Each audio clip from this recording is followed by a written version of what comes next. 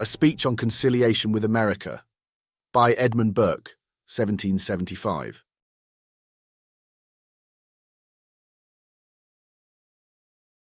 On moving his resolutions for conciliation with the colonies, House of Commons, March 22nd, 1775. I hope, sir, that notwithstanding the austerity of the chair, your good nature will incline you to some degree of indulgence towards human frailty. You will not think it unnatural that those who have an object depending, which strongly engages their hopes and fears, should be somewhat inclined to superstition. As I came into the House full of anxiety about the event of my motion, I found to my infinite surprise that the grand penal bill by which we had passed sentence on the trade and sustenance of America is to be returned to us from the other House. I do confess I could not help looking on this event as a fortunate omen. I look upon it as a sort of providential favour, by which we are put once more in possession of our deliberative capacity upon a business so very questionable in its nature, so very uncertain in its issue. By the return of this bill, which seemed to have taken its flight forever, we are at this very instant nearly as free to choose a plan for our American government as we were on the first day of the session. If, sir, we incline to the side of conciliation, we are not at all embarrassed, unless we please to make ourselves so, by any incongruous mixture of coercion and restraint. We are therefore called upon, as it were by a superior warning voice, again to attend to America, to attend to the whole of it together, and to review the subject with an unusual degree of care and calmness. Surely it is an awful subject, or there is none so on this side of the grave. When I first had the honour of a seat in this House, the affairs of that continent pressed themselves upon us as the most important and most delicate object of parliamentary attention. My little share in this great deliberation oppressed me. I found myself a partaker in a very high trust, and having no sort of reason to rely on the strength of my natural abilities for the proper execution of that trust, I was obliged to take more than common pains to instruct myself in everything which relates to our colonies. I was not less under the necessity of forming some fixed ideas concerning the general policy of the British Empire. Something of this sort seemed to be indispensable, in order, amidst so vast a fluctuation of passions and opinions, to concentre my thoughts, to ballast my conduct, to preserve me from being blown about by every wind of fashionable doctrine. I really did not think it safe or manly to have fresh principles to seek upon every fresh mail which should arrive from America. At that period I had the fortune to find myself in perfect concurrence with a large majority in this House. Bowing under that high authority, and penetrated with the sharpness and strength of that early impression, I have continued ever since, without the least deviation, in my original sentiments. Whether this be owing to an obstinate perseverance in error, or to a religious adherence to what appears to me truth and reason, it is in your equity to judge. Sir, Parliament having an enlarged view of objects, made, during this interval, more frequent changes in their sentiments and their conduct than could be justified in a particular person upon the contracted scale of private information. But though I do not hazard anything approaching to a censure on the motives of former parliaments to all those alterations, one fact is undoubted, that under them the state of America has been kept in continual agitation.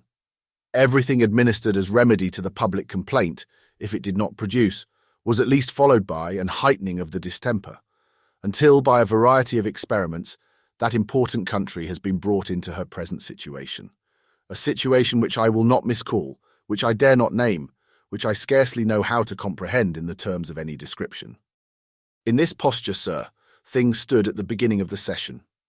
About that time, a worthy member of great parliamentary experience, who, in the year 1766, filled the chair of the American Committee with much ability, took me aside, and lamenting the present aspect of our politics, told me things were come to such a pass that our former methods of proceeding in the House would be no longer tolerated, that the public tribunal, never too indulgent to a long and unsuccessful opposition, would now scrutinize our conduct with unusual severity, that the very vicissitudes and shiftings of ministerial measures, instead of convicting their authors of inconstancy and want of system, would be taken as an occasion of charging us with a predetermined discontent, which nothing could satisfy, whilst we accused every measure of vigour as cruel and every proposal of lenity as weak and irresolute. The public, he said, would not have patience to see us play the game out with our adversaries. We must produce our hand. It would be expected that those who for many years had been active in such affairs should show that they had formed some clear and decided idea of the principles of colony government, and were capable of drawing out something like a platform of the ground which might be laid for future and permanent tranquility. I felt the truth of what my honourable friend represented, but I felt my situation too. His application might have been made with far greater propriety to many other gentlemen. No man was indeed ever better disposed or worse qualified for such an undertaking than myself. Though I gave so far into his opinion that I immediately threw my thoughts into a sort of parliamentary form, I was by no means equally ready to produce them. It generally argues some degree of natural impotence of mind, or some want of knowledge of the world, to hazard plans of government except from a seat of authority. Propositions are made, not only ineffectually but somewhat disreputably, when the minds of men are not properly disposed for their reception, and for my part I am not ambitious of ridicule, not absolutely a candidate for disgrace. Besides, sir, to speak the plain truth, I have in general no very exalted opinion of the virtue of paper government, nor of any politics in which the plan is to be wholly separated from the execution. But when I saw that anger and violence prevailed every day more and more, and that things were hastening towards an incurable alienation of our colonies, I confess my caution gave way. I felt this as one of those few moments in which decorum yields to a higher duty.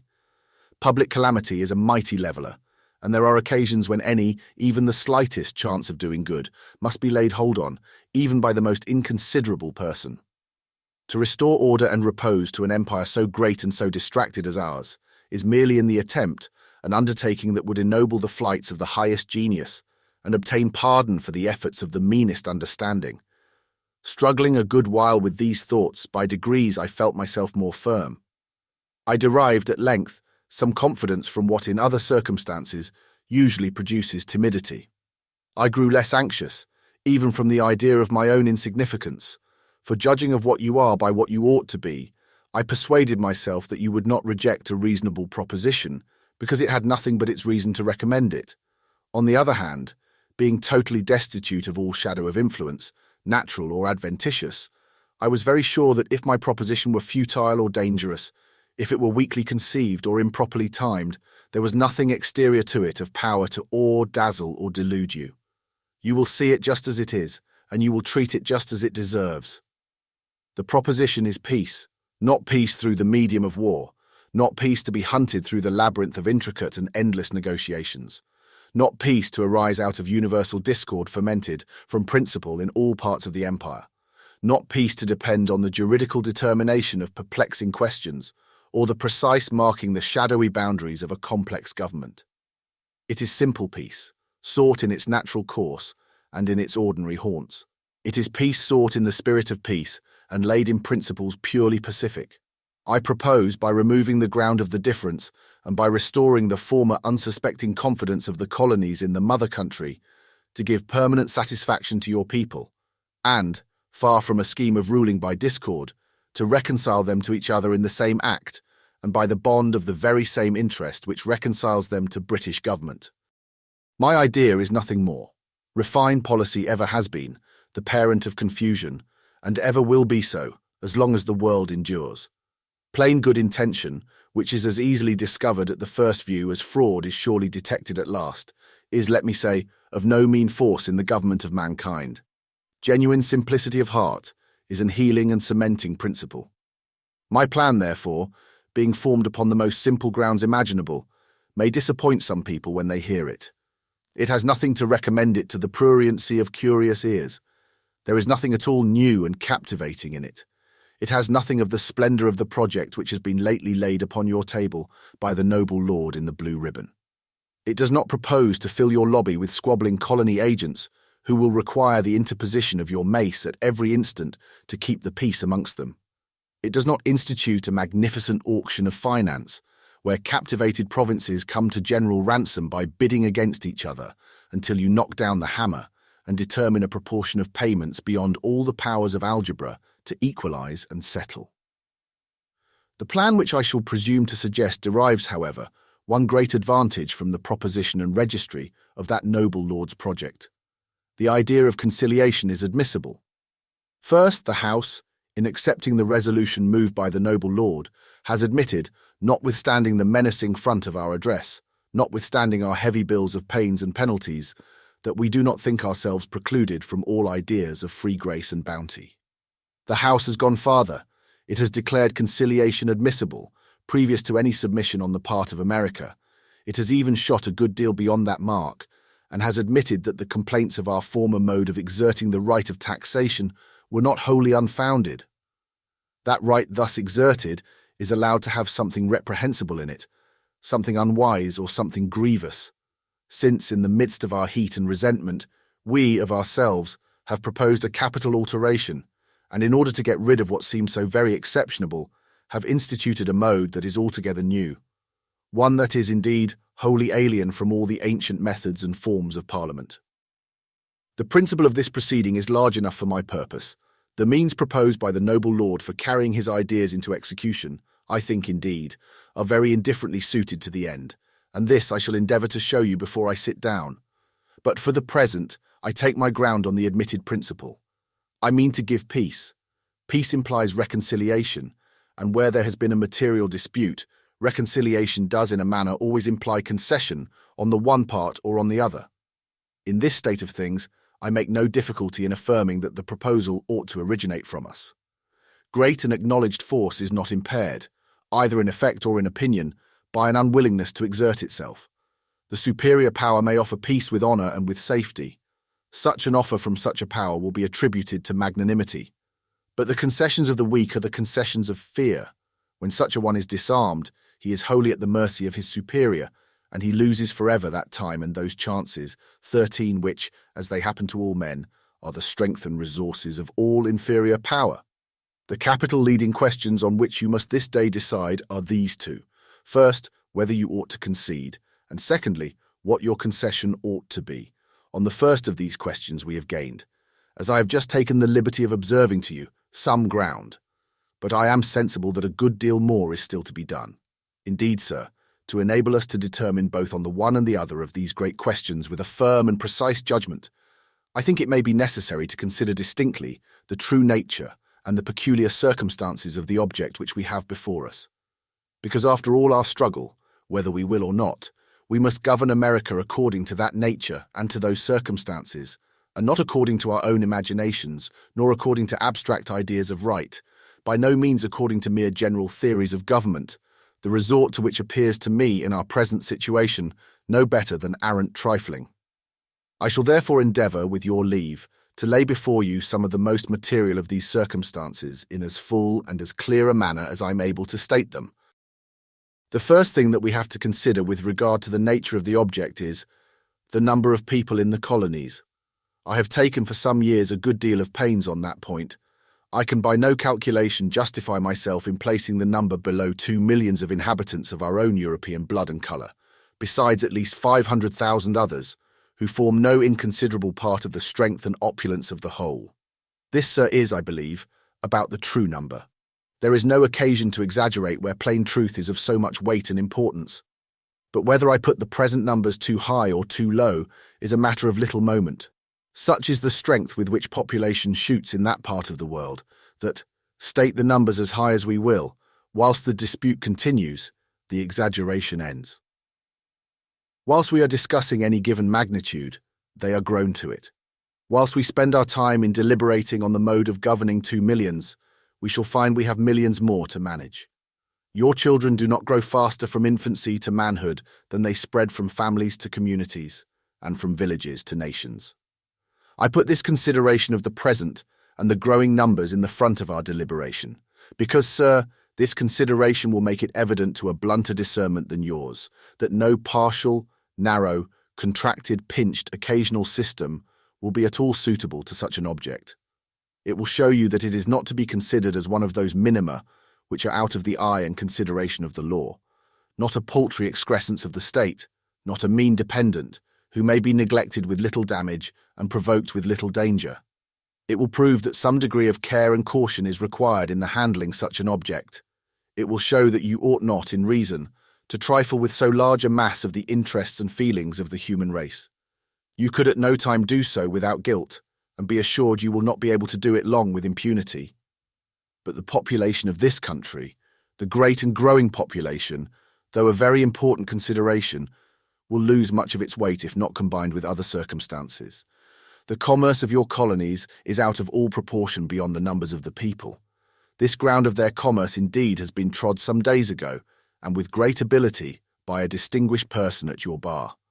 This gentleman, after 35 years, it is so long since he first appeared at the same place to plead for the commerce of Great Britain, has come again before you to plead the same cause, without any other effect of time than that to the fire of imagination and extent of erudition, which even then marked him as one of the first literary characters of his age. He has added a consummate knowledge in the commercial interest of his country, formed by a long course of enlightened and discriminating experience. Sir, I should be inexcusable in coming after such a person with any detail, if a great part of the members who now fill the House had not the misfortune to be absent when he appeared at your bar. Besides, sir, I propose to take the matter at periods of time somewhat different from his. There is, if I mistake not, a point of view from whence, if you will look at the subject, it is impossible that it should not make an impression upon you. I have in my hand two accounts, one a comparative state of the export trade of England to its colonies, as it stood in the year 1704, and as it stood in the year 1772, the other a state of the export trade of this country to its colonies alone, as it stood in 1772, compared with the whole trade of England to all parts of the world, the colonies included, in the year 1704. They are from good vouchers, the latter period from the accounts on your table, the earlier from an original manuscript of Davenant, who first established the Inspector General's office, which has been ever since his time so abundant a source of parliamentary information. The export trade to the colonies consists of three great branches: the African, which, terminating almost wholly in the colonies, must be put to the account of their commerce, the West Indian, and the North American. All these are so interwoven that the attempt to separate them would tear to pieces the contexture of the whole, and if not entirely destroy, would very much depreciate the value of all the parts. I therefore consider these three denominations to be, what in effect they are, one trade. The trade to the colonies, taken on the export side, at the beginning of this century, that is in the year 1704, stood thus: exports to North America and the West Indies, £483,265. Exports to Africa, £86,665, with a total sum of £569,930. In the year 1772, which I take as a middle year between the highest and lowest of those lately laid on your table, the account was as follows: to North America and the West Indies, £4,791,734, to Africa, £866,398, to which, if you add the export trade from Scotland, which had in 1704 no existence, £364,000, making a total sum of £6,022,132. From 500 and odd thousand, it has grown to 6 millions. It has increased no less than 12-fold. This is the state of the colony trade as compared with itself at these two periods within this century. And this is matter for meditation. But this is not all. Examine my second account. See how the export trade to the colonies alone in 1772 stood in the other point of view, that is, as compared to the whole trade of England in 1704. The whole export trade of England, including that to the colonies, in 1704. £6,509,000. Export to the colonies alone in 1772, £6,024,000, making a difference of £485,000. The trade with America alone is now within less than £500,000 of being equal to what this great commercial nation, England, carried on at the beginning of this century with the whole world. If I had taken the largest year of those on your table, it would rather have exceeded. But it will be said, is not this American trade an unnatural protuberance that has drawn the juices from the rest of the body? The reverse, it is the very food that has nourished every other part into its present magnitude. Our general trade has been greatly augmented, and augmented more or less in almost every part to which it ever extended. But with this material difference, that of the 6 millions, which in the beginning of the century constituted the whole mass of our export commerce, the colony trade was but 1/12 part. It is now, as a part of 16 millions, considerably more than a third of the whole. This is the relative proportion of the importance of the colonies at these two periods, and all reasoning concerning our mode of treating them must have this proportion as its basis, or it is a reasoning weak, rotten, and sophistical. Mr. Speaker, I cannot prevail on myself to hurry over this great consideration. It is good for us to be here. We stand where we have an immense view of what is and what is past. Clouds, indeed, and darkness rest upon the future. Let us, however, before we descend from this noble eminence, reflect that this growth of our national prosperity has happened within the short period of the life of man. It has happened within 68 years. There are those alive whose memory might touch the two extremities. For instance, my Lord Bathurst might remember all the stages of the progress. He was in 1704 of an age at least to be made to comprehend such things. He was then old enough acta parentum jam legere, et caesit potuit cognoscere virtus. Suppose, sir, that the angel of this auspicious youth, foreseeing the many virtues which made him one of the most amiable, as he is one of the most fortunate men of his age, had opened to him in vision that when in the 4th generation, the 3rd prince of the House of Brunswick had sat 12 years on the throne of that nation, which, by the happy issue of moderate and healing counsels, was to be made Great Britain, he should see his son, Lord Chancellor of England, turn back the current of hereditary dignity to its fountain and raise him to a higher rank of peerage, whilst he enriched the family with a new one. If, amidst these bright and happy scenes of domestic honour and prosperity, that angel should have drawn up the curtain and unfolded the rising glories of his country, and whilst he was gazing with admiration on the then commercial grandeur of England, the genius should point out to him a little speck, scarcely visible in the mass of the national interest, a small seminal principle rather than a formed body, and should tell him, "Young man, there is America, which at this day serves for little more than to amuse you with stories of savage men and uncouth manners, yet shall, before you taste of death, show itself equal to the whole of that commerce which now attracts the envy of the world.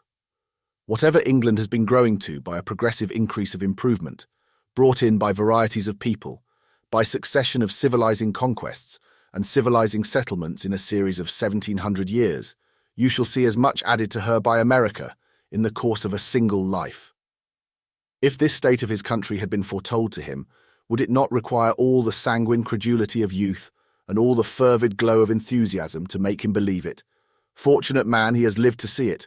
Fortunate indeed if he lives to see nothing that shall vary the prospect and cloud the setting of his day. Excuse me, sir, if turning from such thoughts I resume this comparative view once more. You have seen it on a large scale. Look at it on a small one. I will point out to your attention a particular instance of it in the single province of Pennsylvania. In the year 1704, that province called for £11,459 in value of your commodities, native and foreign. This was the whole. What did it demand in 1772? Why, nearly 50 times as much, for in that year the export to Pennsylvania was £507,909, nearly equal to the export to all the colonies together in the first period. I choose, sir, to enter into these minute and particular details, because generalities, which in all other cases are apt to heighten and raise the subject, have here a tendency to sink it. When we speak of the commerce with our colonies, fiction lags after truth, invention is unfruitful, and imagination cold and barren. So far, sir, as to the importance of the object in view of its commerce, as concerned in the exports from England. If I were to detail the imports, I could show how many enjoyments they procure which deceive the burthen of life, how many materials which invigorate the springs of national industry and extend and animate every part of our foreign and domestic commerce. This would be a curious subject indeed, but I must prescribe bounds to myself in a matter so vast and various.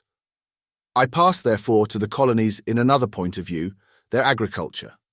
This they have prosecuted with such a spirit that besides feeding plentifully their own growing multitude, their annual export of grain, comprehending rice, has some years ago exceeded £1 million in value. Of their last harvest, I am persuaded they will export much more. At the beginning of the century, some of these colonies imported corn from the mother country. For some time past, the old world has been fed from the new. The scarcity which you have felt would have been a desolating famine if this child of your old age, with a true filial piety, with a Roman charity, had not put the full breast of its youthful exuberance to the mouth of its exhausted parent. As to the wealth which the colonies have drawn from the sea by their fisheries, you had all that matter fully opened at your bar. You surely thought those acquisitions of value, for they seemed even to excite your envy, and yet the spirit by which that enterprising employment has been exercised ought rather, in my opinion, to have raised your esteem and admiration. And pray, sir, what in the world is equal to it? Pass by the other parts, and look at the manner in which the people of New England have of late carried on the whale fishery. Whilst we follow them among the tumbling mountains of ice, and behold them penetrating into the deepest frozen recesses of Hudson's Bay and Davis's Straits, whilst we are looking for them beneath the Arctic Circle, we hear that they have pierced into the opposite region of polar cold, that they are at the Antipodes and engaged under the frozen serpent of the south. Falkland Island, which seemed too remote and romantic an object for the grasp of national ambition, is but a stage and resting place in the progress of their victorious industry. Nor is the equinoctial heat more discouraging to them than the accumulated winter of both the poles. We know that while some of them draw the line and strike the harpoon on the coast of Africa, others run the longitude and pursue their gigantic game along the coast of Brazil. No sea but what is vexed by their fisheries, no climate that is not witness to their toils. Neither the perseverance of Holland, nor the activity of France, nor the dexterous and firm sagacity of English enterprise ever carried this most perilous mode of hardy industry to the extent to which it has been pushed by this recent people, a people who are still, as it were, but in the gristle, and not yet hardened into the bone of manhood. When I contemplate these things, when I know that the colonies in general owe little or nothing to any care of ours, and that they are not squeezed into this happy form by the constraints of watchful and suspicious government, but that, through a wise and salutary neglect, a generous nature has been suffered to take her own way to perfection. When I reflect upon these effects, when I see how profitable they have been to us, I feel all the pride of power sink, and all presumption in the wisdom of human contrivances melt and die away within me. My rigour relents. I pardon something to the spirit of liberty. I am sensible, sir, that all which I have asserted in my detail is admitted in the gross, but that quite a different conclusion is drawn from it. America, gentlemen say, is a noble object. It is an object well worth fighting for. Certainly it is if fighting a people be the best way of gaining them. Gentlemen in this respect will be led to their choice of means by their complexions and their habits. Those who understand the military art will of course have some predilection for it. Those who wield the thunder of the state may have more confidence in the efficacy of arms. But I confess, possibly for want of this knowledge, my opinion is much more in favour of prudent management than of force. Considering force not as an odious but a feeble instrument for preserving a people so numerous, so active, so growing, so spirited as this, in a profitable and subordinate connection with us. First, sir, permit me to observe that the use of force alone is but temporary. It may subdue for a moment, but it does not remove the necessity of subduing again, and a nation is not governed which is perpetually to be conquered. My next objection is its uncertainty. Terror is not always the effect of force, and an armament is not a victory. If you do not succeed, you are without resource. For conciliation failing, force remains. But force failing, no further hope of reconciliation is left. Power and authority are sometimes bought by kindness, but they can never be begged as alms by an impoverished and defeated violence. A further objection to force is that you impair the object by your very endeavours to preserve it. The thing you fought for is not the thing which you recover, but depreciated, sunk, wasted, and consumed in the contest. Nothing less will content me than whole America. I do not choose to consume its strength along with our own, because in all parts it is the British strength that I consume. I do not choose to be caught by a foreign enemy at the end of this exhausting conflict, and still less in the midst of it. I may escape, but I can make no insurance against such an event. Let me add that I do not choose wholly to break the American spirit, because it is the spirit that has made the country. Lastly, we have no sort of experience in favour of force as an instrument in the rule of our colonies. Their growth and their utility has been owing to methods altogether different. Our ancient indulgence has been said to be pursued to a fault. It may be so, but we know, if feeling is evidence, that our fault was more tolerable than our attempt to mend it, and our sin far more salutary than our penitence. These, sir, are my reasons for not entertaining that high opinion of untried force, by which many gentlemen, for whose sentiments in other particulars I have great respect, seem to be so greatly captivated. But there is still behind a third consideration concerning this object which serves to determine my opinion on the sort of policy which ought to be pursued in the management of America, even more than its population and its commerce, I mean its temper and character. In this character of the Americans, a love of freedom is the predominating feature, which marks and distinguishes the whole, and as an ardent is always a jealous affection, your colonies become suspicious, restive, and untractable whenever they see the least attempt to wrest from them by force, or shuffle from them by chicane, what they think the only advantage worth living for. This fierce spirit of liberty is stronger in the English colonies probably than in any other people of the earth, and this from a great variety of powerful causes, which, to understand the true temper of their minds and the direction which this spirit takes, it will not be amiss to lay open somewhat more largely. First, the people of the colonies are descendants of Englishmen. England, sir, is a nation which still, I hope, respects and formerly adored her freedom. The colonists emigrated from you when this part of your character was most predominant, and they took this bias and direction the moment they parted from your hands. They are therefore not only devoted to liberty, but to liberty according to English ideas and on English principles. Abstract liberty, like other mere abstractions, is not to be found. Liberty inheres in some sensible object, and every nation has formed to itself some favourite point, which by way of eminence becomes the criterion of their happiness. It happened, you know, sir, that the great contests for freedom in this country were from the earliest times chiefly upon the question of taxing. Most of the contests in the ancient commonwealths turned primarily on the right of election of magistrates, or on the balance among the several orders of the state. The question of money was not with them so immediate, but in England it was otherwise. On this point of taxes, the ablest pens and most eloquent tongues have been exercised. The greatest spirits have acted and suffered. In order to give the fullest satisfaction concerning the importance of this point, it was not only necessary for those who in argument defended the excellence of the English Constitution to insist on this privilege of granting money as a dry point of fact, and to prove that the right had been acknowledged in ancient parchments and blind usages to reside in a certain body called a House of Commons. They went much farther. They attempted to prove, and they succeeded, that in theory it ought to be so, from the particular nature of a House of Commons as an immediate representative of the people, whether the old records had delivered this oracle or not. They took infinite pains to inculcate, as a fundamental principle, that in all monarchies the people must in effect themselves, mediately or immediately, possess the power of granting their own money, or no shadow of liberty can subsist. The colonies draw from you, as with their lifeblood, these ideas and principles, their love of liberty, as with you, fixed and attached on this specific point of taxing. Liberty might be safe or might be endangered in 20 other particulars, without their being much pleased or alarmed. Here they felt its pulse, and as they found that beat, they thought themselves sick or sound. I do not say whether they were right or wrong in applying your general arguments to their own case. It is not easy, indeed, to make a monopoly of theorems and corollaries. The fact is that they did thus apply those general arguments, and your mode of governing them, whether through lenity or indolence, through wisdom or mistake, confirmed them in the imagination that they, as well as you, had an interest in these common principles. They were further confirmed in this pleasing error by the form of their provincial legislative assemblies. Their governments are popular in a high degree, some are merely popular.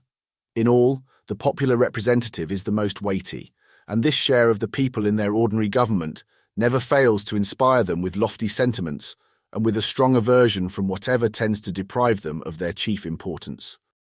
If anything were wanting to this necessary operation of the form of government, religion would have given it a complete effect. Religion, always a principle of energy, in this new people is no way worn out or impaired, and their mode of professing it is also one main cause of this free spirit. The people are Protestants, and of that kind which is the most adverse to all implicit submission of mind and opinion. This is a persuasion not only favourable to liberty, but built upon it. I do not think, sir, that the reason of this averseness in the dissenting churches from all that looks like absolute government is so much to be sought in their religious tenets as in their history. Everyone knows that the Roman Catholic religion is at least coeval with most of the governments where it prevails, that it has generally gone hand in hand with them and received great favour and every kind of support from authority. The Church of England, too, was formed from her cradle under the nursing care of regular government, but the dissenting interests have sprung up in direct opposition to all the ordinary powers of the world, and could justify that opposition only on a strong claim to natural liberty. Their very existence depended on the powerful and unremitted assertion of that claim. All Protestantism, even the most cold and passive, is a sort of dissent. But the religion most prevalent in our northern colonies is a refinement on the principle of resistance. It is the dissidence of dissent and the Protestantism of the Protestant religion. This religion, under a variety of denominations, agreeing in nothing but in the communion of the spirit of liberty, is predominant in most of the northern provinces, where the Church of England, notwithstanding its legal rights, is in reality no more than a sort of private sect, not composing most probably the tenth of the people. The colonists left England when this spirit was high, and in the emigrants was the highest of all, and even that stream of foreigners which has been constantly flowing into these colonies has for the greatest part been composed of dissenters from the establishments of their several countries, who have brought with them a temper and character far from alien to that of the people with whom they mixed. Sir, I can perceive by their manner that some gentlemen object to the latitude of this description, because in the southern colonies the Church of England forms a large body and has a regular establishment. It is certainly true. There is, however, a circumstance attending these colonies, which in my opinion fully counterbalances this difference, and makes the spirit of liberty still more high and haughty than in those to the northward. It is that in Virginia and the Carolinas they have a vast multitude of slaves. Where this is the case in any part of the world, those who are free are by far the most proud and jealous of their freedom. Freedom is to them not only an enjoyment, but a kind of rank and privilege, not seeing there that freedom, as in countries where it is a common blessing and as broad and general as the air, may be united with much abject toil, with great misery, with all the exterior of servitude. Liberty looks amongst them like something that is more noble and liberal. I do not mean, sir, to commend the superior morality of this sentiment, which has at least as much pride as virtue in it, but I cannot alter the nature of man. The fact is so, and these people of the southern colonies are much more strongly, and with an higher and more stubborn spirit, attached to liberty than those to the northward. Such were all the ancient commonwealths, such were our Gothic ancestors, such in our days were the Poles, and such will be all masters of slaves, who are not slaves themselves. In such a people the haughtiness of domination combines with the spirit of freedom, fortifies it, and renders it invincible. Permit me, sir, to add another circumstance in our colonies, which contributes no mean part towards the growth and effect of this untractable spirit. I mean their education. In no country perhaps in the world is the law so general a study. The profession itself is numerous and powerful, and in most provinces it takes the lead. The greater number of the deputies sent to the Congress were lawyers, but all who read, and most do read, endeavour to obtain some smattering in that science. I have been told by an eminent bookseller that in no branch of his business, after tracts of popular devotion, were so many books as those on the law exported to the plantations. The colonists have now fallen into the way of printing them for their own use. I hear that they have sold nearly as many of Blackstone's commentaries in America as in England. General Gage marks out this disposition very particularly in a letter on your table. He states that all the people in his government are lawyers or smatterers in law, and that in Boston they have been enabled, by successful chicane, wholly to evade many parts of one of your capital penal constitutions. The smartness of debate will say that this knowledge ought to teach them more clearly the rights of legislature, their obligations to obedience, and the penalties of rebellion. All this is mighty well, but my honourable and learned friend on the floor, who condescends to mark what I say for animadversion, will disdain that ground. He has heard as well as I that when great honours and great emoluments do not win over this knowledge to the service of the state, it is a formidable adversary to government. If the spirit be not tamed and broken by these happy methods, it is stubborn and litigious. Abeunt studia in mores. This study readers men acute, inquisitive, dexterous, prompt in attack, ready in defence, full of resources. In other countries the people more simple, and of a less mercurial cast, judge of an ill principle in government only by an actual grievance. Here they anticipate the evil, and judge of the pressure of the grievance by the badness of the principle.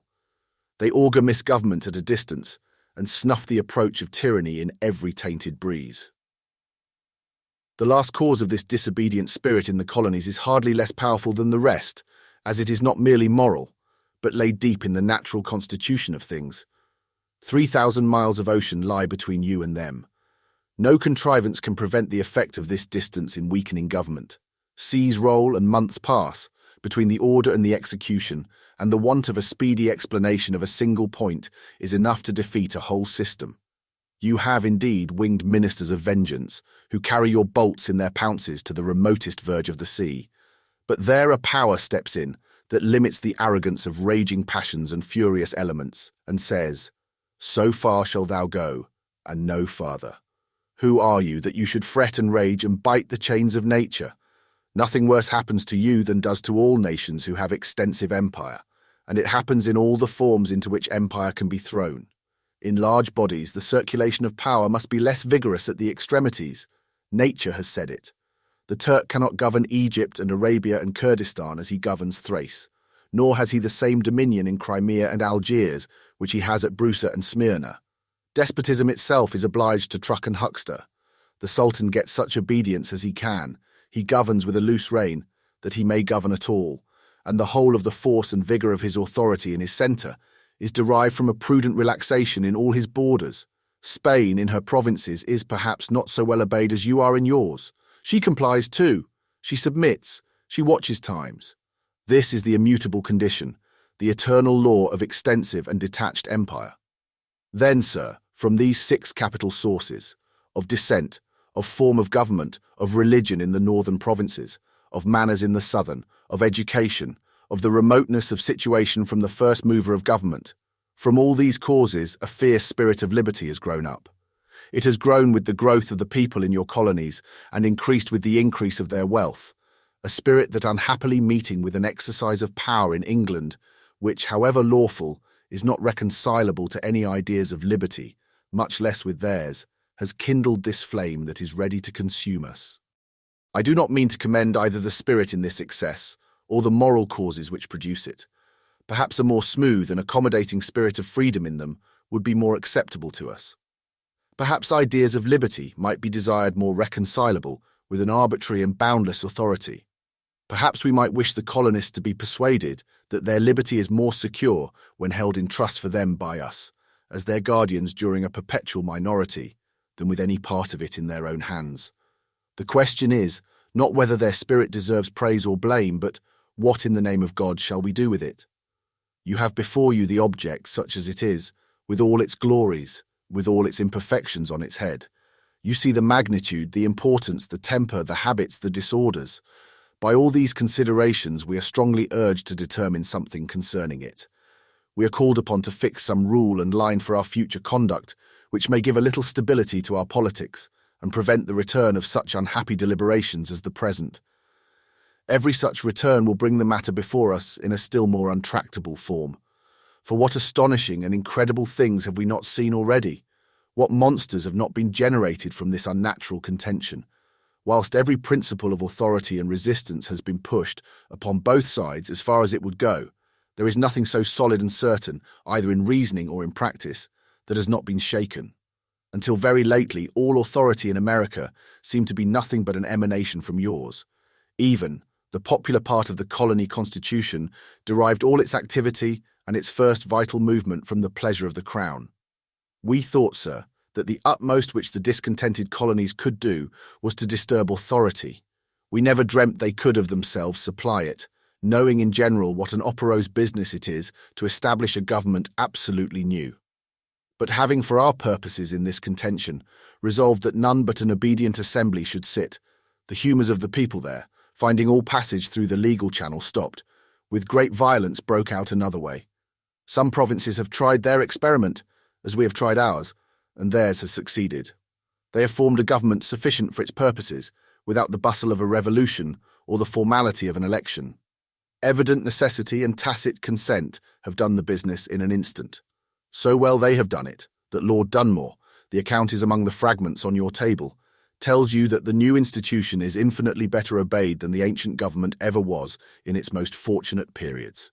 Obedience is what makes government, and not the names by which it is called, not the name of governor as formally or committee as at present.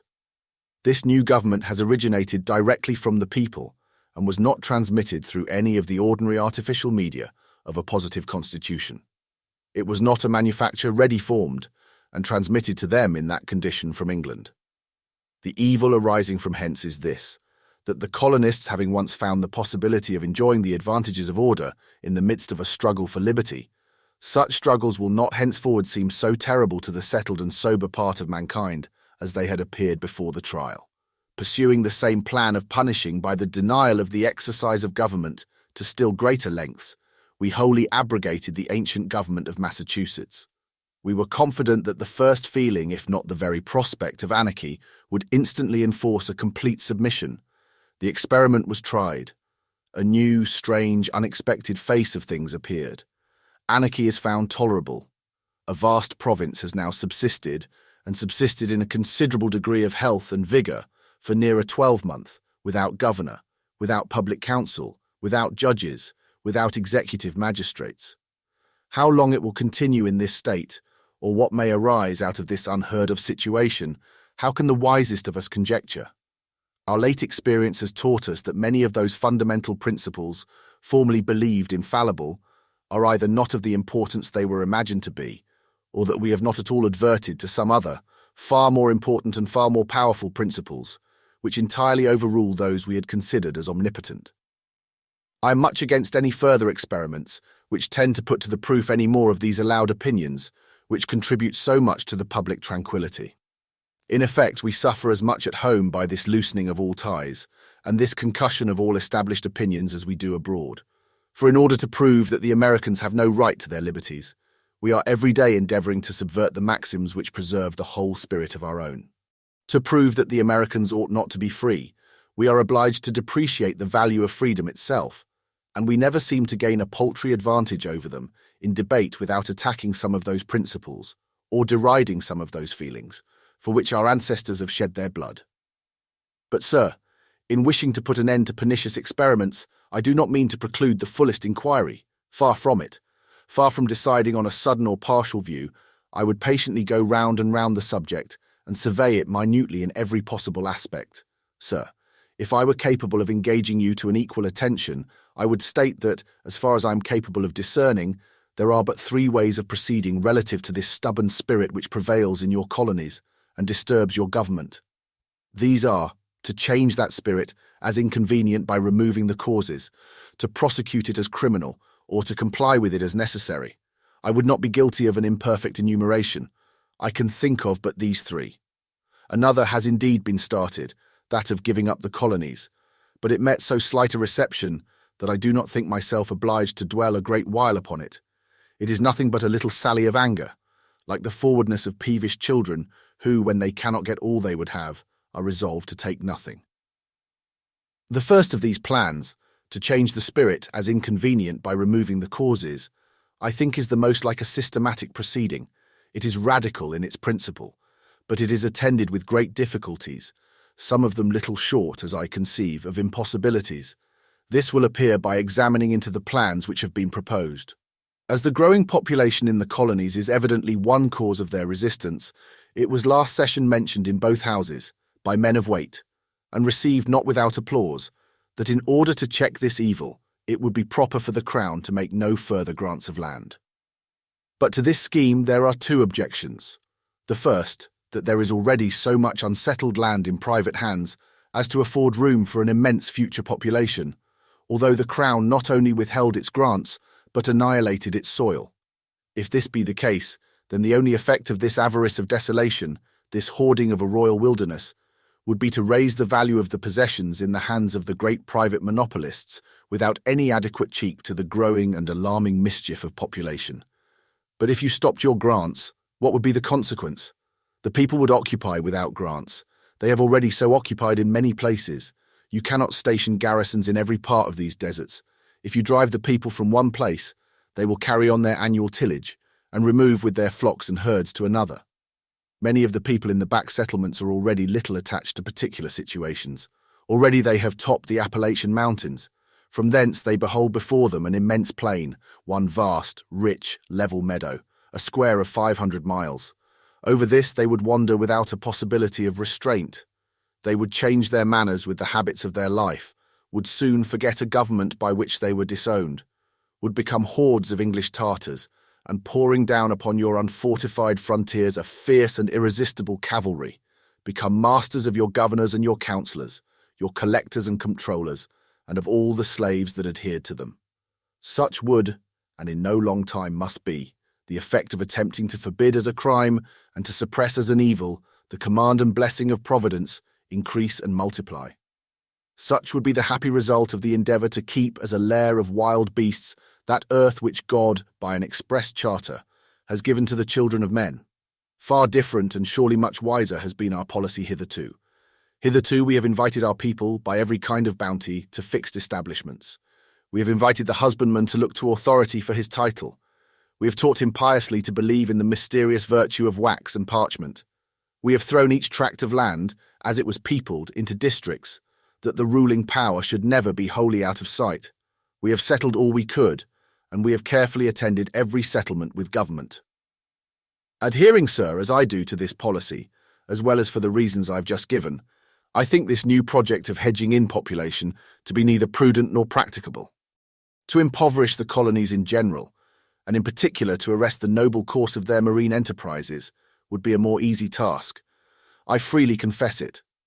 We have shown a disposition to a system of this kind, a disposition even to continue the restraint after the offence, looking on ourselves as rivals to our colonies, and persuaded that of course we must gain all that they shall lose.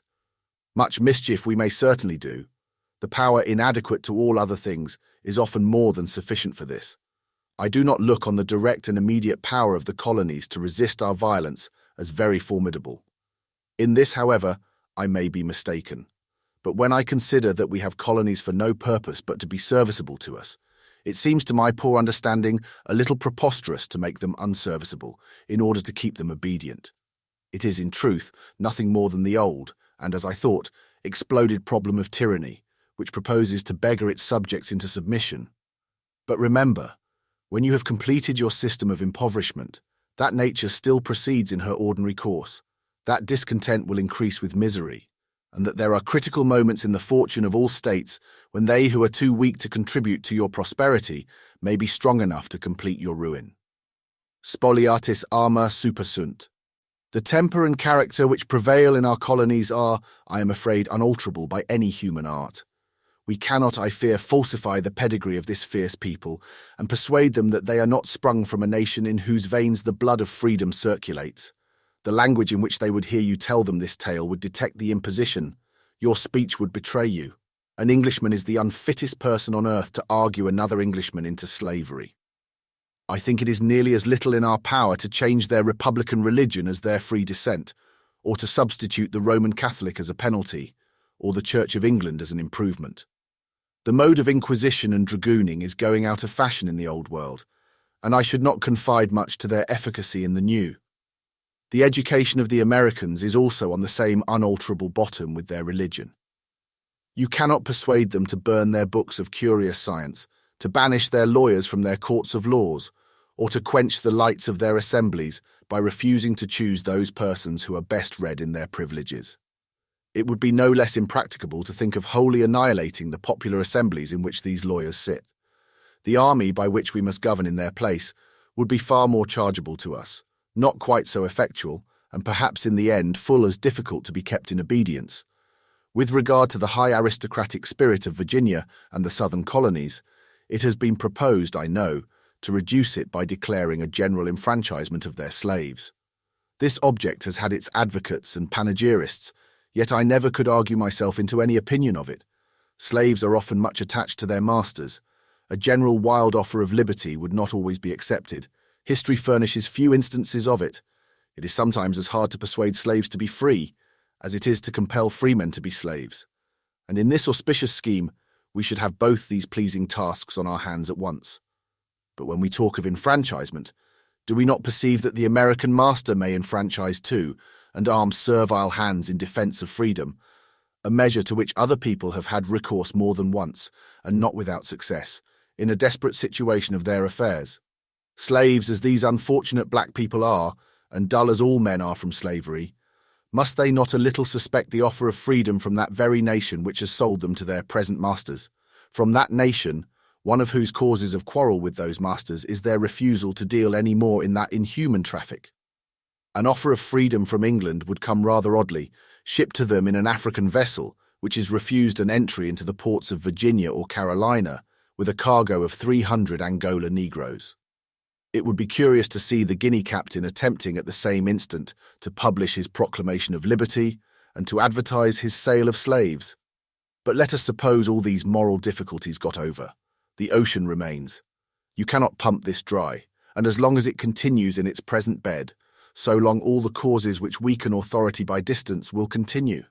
Ye gods, annihilate but space and time and make two lovers happy, was a pious and passionate prayer, but just as reasonable as many of the serious wishes of grave and solemn politicians. If then, sir, it seems almost desperate to think of any alternative course for changing the moral causes, and not quite easy to remove the natural, which produce prejudices irreconcilable to the late exercise of our authority, but that the spirit infallibly will continue, and continuing will produce such effects as now embarrass us, the second mode under consideration is to prosecute that spirit in its overt acts as criminal. At this proposition I must pause a moment. The thing seems a great deal too big for my ideas of jurisprudence. It should seem to my way of conceiving such matters that there is a very wide difference, in reason and policy, between the mode of proceeding on the irregular conduct of scattered individuals, or even of bands of men who disturb order within the state, and the civil dissensions which may, from time to time, on great questions, agitate the several communities which compose a great empire. It looks to me to be narrow and pedantic to apply the ordinary ideas of criminal justice to this great public contest. I do not know the method of drawing up an indictment against a whole people. I cannot insult and ridicule the feelings of millions of my fellow creatures, as Sir Edward Coke insulted one excellent individual, Sir Walter Raleigh, at the bar. I hope I am not ripe to pass sentence on the gravest public bodies, entrusted with magistracies of great authority and dignity, and charged with the safety of their fellow citizens, upon the very same title that I am. I really think that for wise men this is not judicious, for sober men not decent, for minds tinctured with humanity not mild and merciful. Perhaps, sir, I'm mistaken in my idea of an empire as distinguished from a single state or kingdom, but my idea of it is this, that an empire is the aggregate of many states under one common head, whether this head be a monarch or a presiding republic. It does, in such constitutions, frequently happen, and nothing but the dismal, cold, dead uniformity of servitude can prevent its happening, that the subordinate parts have many local privileges and immunities. Between these privileges and the supreme common authority, the line may be extremely nice. Of course, disputes often too, very bitter disputes and much ill blood will arise, but though every privilege is an exemption, in the case from the ordinary exercise of the supreme authority, it is no denial of it. The claim of a privilege seems rather, ex vi termini, to imply a superior power. For to talk of the privileges of a state or of a person who has no superior is hardly any better than speaking nonsense. Now, in such unfortunate quarrels among the component parts of a great political union of communities, I can scarcely conceive anything more completely imprudent than for the head of the empire to insist that, if any privilege is pleaded against his will or his acts, his whole authority is denied. Instantly to proclaim rebellion, to beat to arms, and to put the offending provinces under the ban. Will not this, sir, very soon teach the provinces to make no distinctions on their part? Will it not teach them that the government, against which a claim of liberty is tantamount to high treason, is a government to which submission is equivalent to slavery? It may not always be quite convenient to impress dependent communities with such an idea. We are, indeed, in all disputes with the colonies by the necessity of things the judge. It is true, sir, but I confess that the character of judge in my own cause is a thing that frightens me. Instead of filling me with pride, I'm exceedingly humbled by it. I cannot proceed with a stern, assured, judicial confidence until I find myself in something more like a judicial character. I must have these hesitations as long as I am compelled to recollect that in my little reading upon such contests as these, the sense of mankind has at least as often decided against the superior as the subordinate power. Sir, let me add too, that the opinion of my having some abstract right in my favour would not put me much at my ease in passing sentence, unless I could be sure that there were no rights which, in their exercise under certain circumstances, were not the most odious of all wrongs, and the most vexatious of all injustice. Sir, These considerations have great weight with me when I find things so circumstanced that I see the same party at once a civil litigant against me in point of right and a culprit before me, while I sit as a criminal judge on acts of his whose moral quality is to be decided upon the merits of that very litigation. Men are every now and then put by the complexity of human affairs into strange situations, but justice is the same, let the judge be in what situation he will. There is, sir, also a circumstance which convinces me that this mode of criminal proceeding is not, at least in the present stage of our contest, altogether expedient, which is nothing less than the conduct of those very persons who have seemed to adopt that mode by lately declaring a rebellion in Massachusetts Bay, as they had formerly addressed to have traitors brought hither, under an act of Henry VIII for trial. For though rebellion is declared, it is not proceeded against as such, nor have any steps been taken towards the apprehension or conviction of any individual offender, either on our late or our former address. But modes of public coercion have been adopted, and such as have much more resemblance to a sort of qualified hostility towards an independent power than the punishment of rebellious subjects. All this seems rather inconsistent, but it shows how difficult it is to apply these juridical ideas to our present case. In this situation, let us seriously and coolly ponder, what is it we have got by all our menaces, which have been many and ferocious? What advantage have we derived from the penal laws we have passed, and which for the time have been severe and numerous? What advances have we made towards our object by the sending of a force which by land and sea is no contemptible strength? Has the disorder abated? Nothing less. When I see things in this situation after such confident hopes, bold promises and active exertions, I cannot for my life avoid a suspicion that the plan itself is not correctly right. If, then, the removal of the causes of this spirit of American liberty be for the greater part, or rather entirely impracticable, if the ideas of criminal process be inapplicable, or if applicable are in the highest degree inexpedient, what way yet remains? No way is open but the third and last, to comply with the American spirit as necessary, or if you please to submit to it as a necessary evil. If we adopt this mode, if we mean to conciliate and concede, let us see of what nature the concession ought to be. To ascertain the nature of our concession, we must look at their complaint. The colonies complain that they have not the characteristic mark and seal of British freedom. They complain that they are taxed in a parliament in which they are not represented. If you mean to satisfy them at all, you must satisfy them with regard to this complaint. If you mean to please any people, you must give them the boon which they ask, not what you may think better for them, but of a kind totally different. Such an act may be a wise regulation, but it is no concession, whereas our present theme is the mode of giving satisfaction. Sir, I think you must perceive that I am resolved this day to have nothing at all to do with the question of the right of taxation. Some gentlemen start, but it is true. I put it totally out of the question. It is less than nothing in my consideration. I do not indeed wonder, nor will you, sir, that gentlemen of profound learning are fond of displaying it on this profound subject. But my consideration is narrow, confined, and wholly limited to the policy of the question. I do not examine whether the giving away a man's money be a power accepted and reserved out of the general trust of government, and how far all mankind, in all forms of polity, are entitled to an exercise of that right by the charter of nature, or whether, on the contrary, a right of taxation is necessarily involved in the general principle of legislation, and inseparable from the ordinary supreme power. These are deep questions, where great names militate against each other, where reason is perplexed, and an appeal to authorities only thickens the confusion. For high and reverend authorities lift up their heads on both sides, and there is no sure footing in the middle. This point is the great Serbonian bog betwixt Damiata and Mount Cassius Old, where armies whole have sunk. I do not intend to be overwhelmed in that bog, though in such respectable company. The question with me is not whether you have a right to render your people miserable, but whether it is not your interest to make them happy. It is not what a lawyer tells me I may do, but what humanity, reason, and justice tell me I ought to do. Is a politic act the worse for being a generous one? Is no concession proper, but that which is made from your want of right to keep what you grant? Or does it lessen the grace or dignity of relaxing in the exercise of an odious claim because you have your evidence room full of titles, and your magazine stuffed with arms to enforce them? What signify all those titles and all those arms?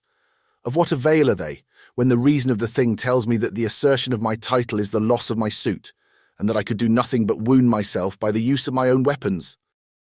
Such is steadfastly my opinion of the absolute necessity of keeping up the concord of this empire by an unity of spirit, though in a diversity of operations, that if I were sure the colonists had, at their leaving this country, sealed a regular compact of servitude, that they had solemnly abjured all the rights of citizens, that they had made a vow to renounce all ideas of liberty for them and their posterity to all generations, yet I should hold myself obliged to conform to the temper I found universally prevalent in my own day, and to govern 2,000,000 of men, impatient of servitude, on the principles of freedom. I am not determining a point of law, I am restoring tranquillity, and the general character and situation of a people must determine what sort of government is fitted for them. That point nothing else can or ought to determine. My idea, therefore, without considering whether we yield as matter of right or grant as matter of favour, is to admit the people of our colonies into an interest in the Constitution, and by recording that admission in the journals of Parliament, to give them as strong an assurance as the nature of the thing will admit, that we mean forever to adhere to that solemn declaration of systematic indulgence. Some years ago, the repeal of a Revenue Act, upon its understood principle, might have served to show that we intended an unconditional abatement of the exercise of a taxing power. Such a measure was then sufficient to remove all suspicion and to give perfect content. But unfortunate events since that time may make something further necessary, and not more necessary for the satisfaction of the colonies than for the dignity and consistency of our own future proceedings. I have taken a very incorrect measure of the disposition of the House if this proposal in itself would be received with dislike. I think, sir, we have few American financiers, but our misfortune is we are too acute, we are too exquisite in our conjectures of the future for men oppressed with such great and present evils. The more moderate among the opposers of parliamentary concession freely confess that they hope no good from taxation, but they apprehend the colonists have further views, and if this point were conceded, they would instantly attack the trade laws. These gentlemen are convinced that this was the intention from the beginning, and the quarrel of the Americans with taxation was no more than a cloak and cover to this design. Such has been the language even of a gentleman of real moderation, and of a natural temper well adjusted to fair and equal government. I am, however, sir, not a little surprised at this kind of discourse whenever I hear it, and I am the more surprised on account of the arguments which I constantly find in company with it, and which are often urged from the same mouths and on the same day. For instance, when we allege that it is against reason to tax a people under so many restraints in trade as the Americans, the noble lord in the blue ribbon shall tell you that the restraints on trade are futile and useless, of no advantage to us, and of no burthen to those on whom they are imposed. That the trade to America is not secured by the acts of navigation, but by the natural and irresistible advantage of a commercial preference. Such is the merit of the trade laws in this posture of the debate. But when strong internal circumstances are urged against the taxes, when the scheme is dissected, when experience and the nature of things are brought to prove and do prove the utter impossibility of obtaining an effective revenue from the colonies, when these things are pressed, or rather press themselves, so as to drive the advocates of colony taxes to a clear admission of the futility of the scheme. Then, sir, the sleeping trade laws revive from their trance, and this useless taxation is to be kept sacred, not for its own sake, but as a counterguard and security of the laws of trade. Then, sir, you keep up revenue laws which are mischievous, in order to preserve trade laws that are useless. Such is the wisdom of our plan in both its members. They are separately given up as of no value, and yet one is always to be defended for the sake of the other. But I cannot agree with the noble lord, nor with the pamphlet from whence he seems to have borrowed these ideas concerning the inutility of the trade laws. For without idolizing them, I am sure they are still in many ways of great use to us, and in former times they have been of the greatest. They do confine, and they do greatly narrow, the market for the Americans. But my perfect conviction of this does not help me in the least to discern how the revenue laws form any security whatsoever to the commercial regulations, or that these commercial regulations are the true ground of the quarrel, or that the giving way, in any one instance of authority, is to lose all that may remain unconceded. One fact is clear and indisputable. The public and avowed origin of this quarrel was on taxation. This quarrel has indeed brought on new disputes on new questions, but certainly the least bitter, and the fewest of all, on the trade laws. To judge which of the two be the real radical cause of quarrel, we have to see whether the commercial dispute did, in order of time, precede the dispute on taxation. There is not a shadow of evidence for it. Next, to enable us to judge whether at this moment a dislike to the trade laws be the real cause of quarrel, it is absolutely necessary to put the taxes out of the question by a repeal. See how the Americans act in this position, and then you will be able to discern correctly what is the true object of the controversy, or whether any controversy at all will remain. Unless you consent to remove this cause of difference, it is impossible, with decency, to assert that the dispute is not upon what it is avowed to be, and I would, sir, recommend to your serious consideration whether it be prudent to form a rule for punishing people not on their own acts, but on your conjectures. Surely it is preposterous at the very best. It is not justifying your anger by their misconduct, but it is converting your ill will into their delinquency. But the colonies will go further. Alas, alas, when will this speculation against fact and reason end? What will quiet these panic fears which we entertain of the hostile effect of a conciliatory conduct? Is it true that no case can exist in which it is proper for the sovereign to accede to the desires of his discontented subjects? Is there anything peculiar in this case to make a rule for itself? Is all authority of course lost when it is not pushed to the extreme? Is it a certain maxim that the fewer causes of dissatisfaction are left by government, the more the subject will be inclined to resist and rebel? All these objections being in fact no more than suspicions, conjectures, divinations, formed in defiance of fact and experience, they did not, sir, discourage me from entertaining the idea of a conciliatory concession, founded on the principles which I have just stated. In forming a plan for this purpose, I endeavoured to put myself in that frame of mind which was the most natural and the most reasonable, and which was certainly the most probable means of securing me from all error. I set out with a perfect distrust of my own abilities, a total renunciation of every speculation of my own, and with a profound reverence for the wisdom of our ancestors, who have left us the inheritance of so happy a constitution and so flourishing an empire, and what is 1,000 times more valuable, the treasury of the maxims and principles which formed the one and obtained the other. During the reigns of the kings of Spain, of the Austrian family, whenever they were at a loss in the Spanish councils, it was common for their statesmen to say that they ought to consult the genius of Philip II. The genius of Philip II might mislead them, and the issue of their affairs showed that they had not chosen the most perfect standard. But, sir, I am sure that I shall not be misled when, in a case of constitutional difficulty, I consult the genius of the English constitution. Consulting at that oracle, it was with all due humility and piety, I found 4 capital examples in a similar case before me, those of Ireland, Wales, Chester, and Durham. Ireland, before the English conquest, though never governed by a despotic power, had no parliament. How far the English parliament itself was at that time modelled according to the present form is disputed among antiquaries.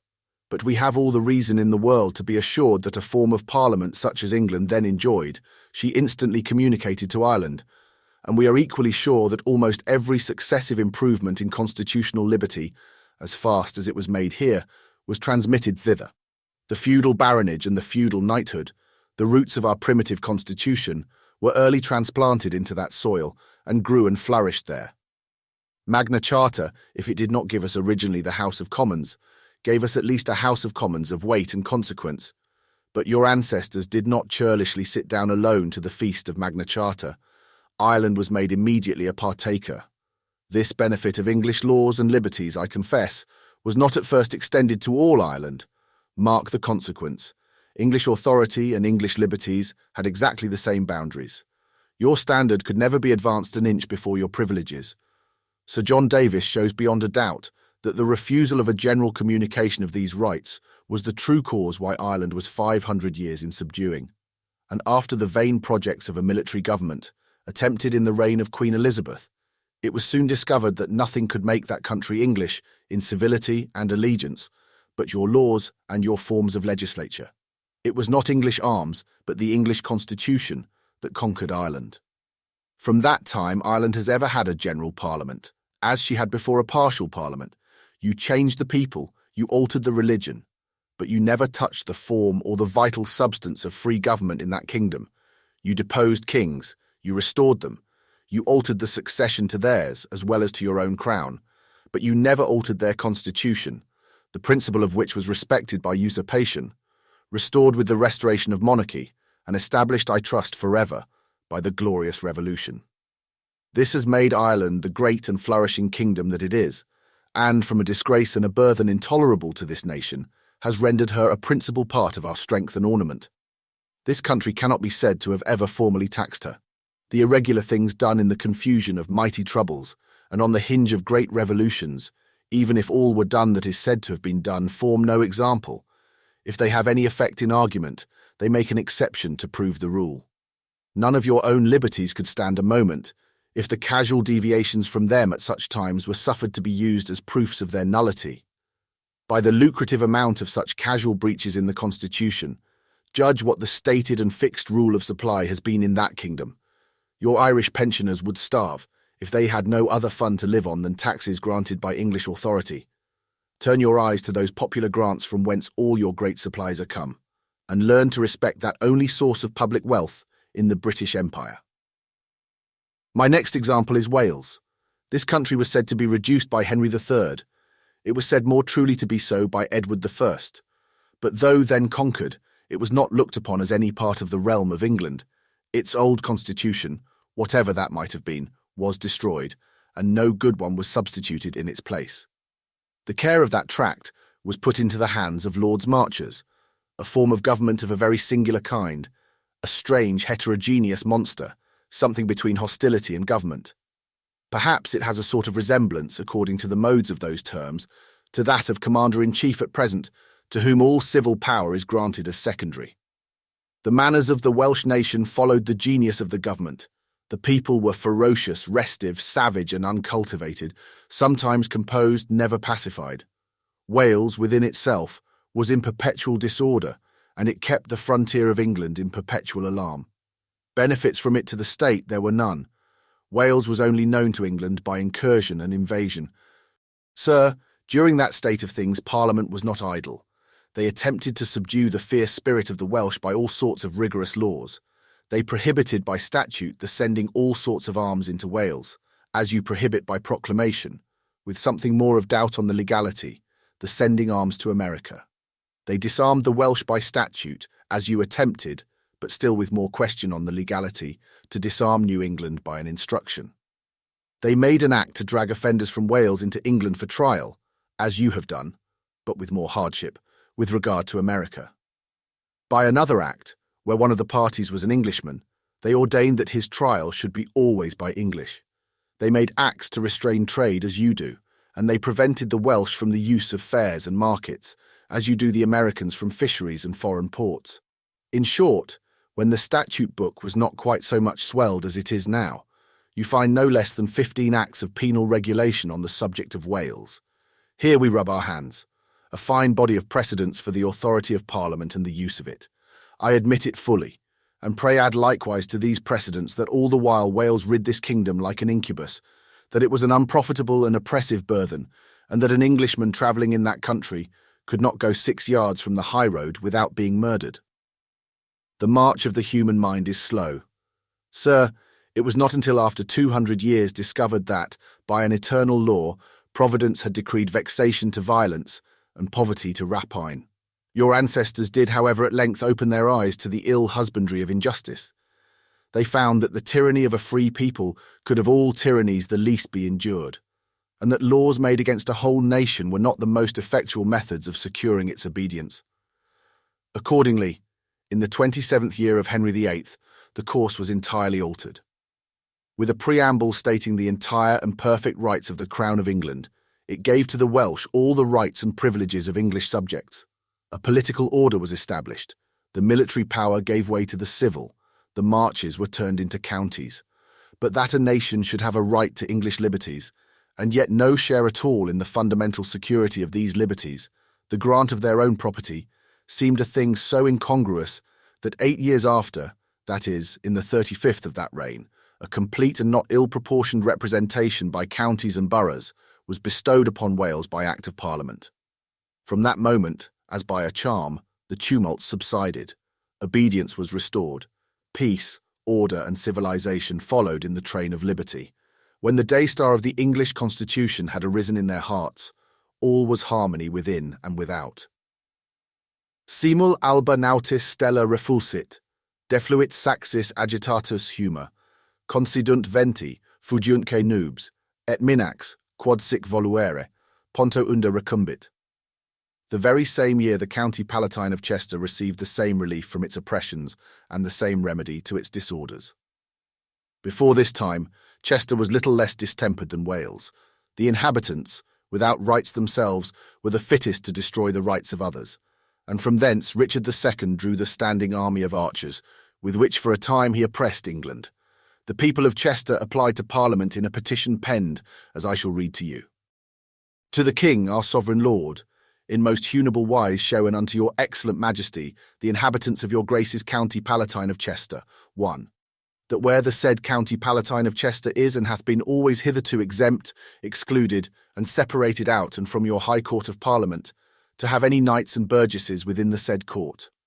By reason whereof the said inhabitants have hitherto sustained manifold disarisons, losses and damages, as well in their lands, goods and bodies, as in the good civil and politic governance and maintenance of the commonwealth of their said county. 2. And forasmuch as the said inhabitants have always hitherto been bound by the acts and statutes made and ordained by your said highness and your most noble progenitors, by authority of the said court, as far forth as other counties, cities and boroughs have been, that have had their knights and burgesses within your said court of Parliament, and yet have had neither knight nor burgess there, for the said County Palatine, the said inhabitants, for lack thereof, have been oftentime touched and grieved with acts and statutes made within the said court, as well derogatory unto the most ancient jurisdictions, liberties, and privileges of your said County Palatine, as prejudicial unto the commonwealth, quietness, rest, and peace of your grace's most bounden subjects inhabiting within the same. What did Parliament with this audacious address? Reject it as a libel, treat it as an affront to government, spurn it as a derogation from the rights of legislature? Did they toss it over the table? Did they burn it by the hands of the common hangman? They took the petition of grievance, all rugged as it was, without softening or temperament, unpurged of the original bitterness and indignation of complaint. They made it the very preamble to their act of redress, and consecrated its principle to all ages in the sanctuary of legislation. Here is my third example. It was attended with the success of the two former. Chester, civilized as well as Wales, has demonstrated that freedom, and not servitude, is the cure of anarchy, as religion, and not atheism, is the true remedy for superstition. Sir, this pattern of Chester was followed in the reign of Charles II, with regard to the County Palatine of Durham, which is my fourth example. This county had long lain out of the pale of free legislation. So scrupulously was the example of Chester followed that the style of the preamble is nearly the same with that of the Chester Act, and without affecting the abstract extent of the authority of Parliament, it recognises the equity of not suffering any considerable district, in which the British subjects may act as a body, to be taxed without their own voice in the grant. Now, if the doctrines of policy contained in these preambles, and the force of these examples in the Acts of Parliaments, avail anything, what can be said against applying them with regard to America? Are not the people of America as much Englishmen as the Welsh? The preamble of the Act of Henry VIII says the Welsh speak a language no way resembling that of His Majesty's English subjects. Are the Americans not as numerous? If we may trust the learned and accurate Judge Barrington's account of North Wales, and take that as a standard to measure the rest, there is no comparison. The people cannot amount to above 200,000, not a tenth part of the number in the colonies. Is America in rebellion? Wales was hardly ever free from it. Have you attempted to govern America by penal statutes? You made 15 for Wales, but your legislative authority is perfect with regard to America. Was it less perfect in Wales, Chester and Durham? But America is virtually represented. What? Does the electric force of virtual representation more easily pass over the Atlantic than pervade Wales, which lies in your neighbourhood, or than Chester and Durham, surrounded by abundance of representation that is actual and palpable? But, sir, your ancestors thought this sort of virtual representation, however ample, to be totally insufficient for the freedom of the inhabitants of territories that are so near and comparatively so inconsiderable. How then can I think it sufficient for those which are infinitely greater and infinitely more remote? You will now, sir, perhaps imagine that I'm on the point of proposing to you a scheme for a representation of the colonies in Parliament.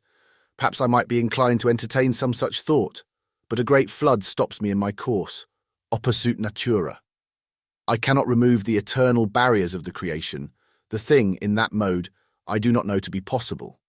As I meddle with no theory, I do not absolutely assert the impracticability of such a representation, but I do not see my way to it, and those who have been more confident have not been more successful. However, the arm of public benevolence is not shortened, and there are often several means to the same end. What nature has disjoined in one way, wisdom may unite in another.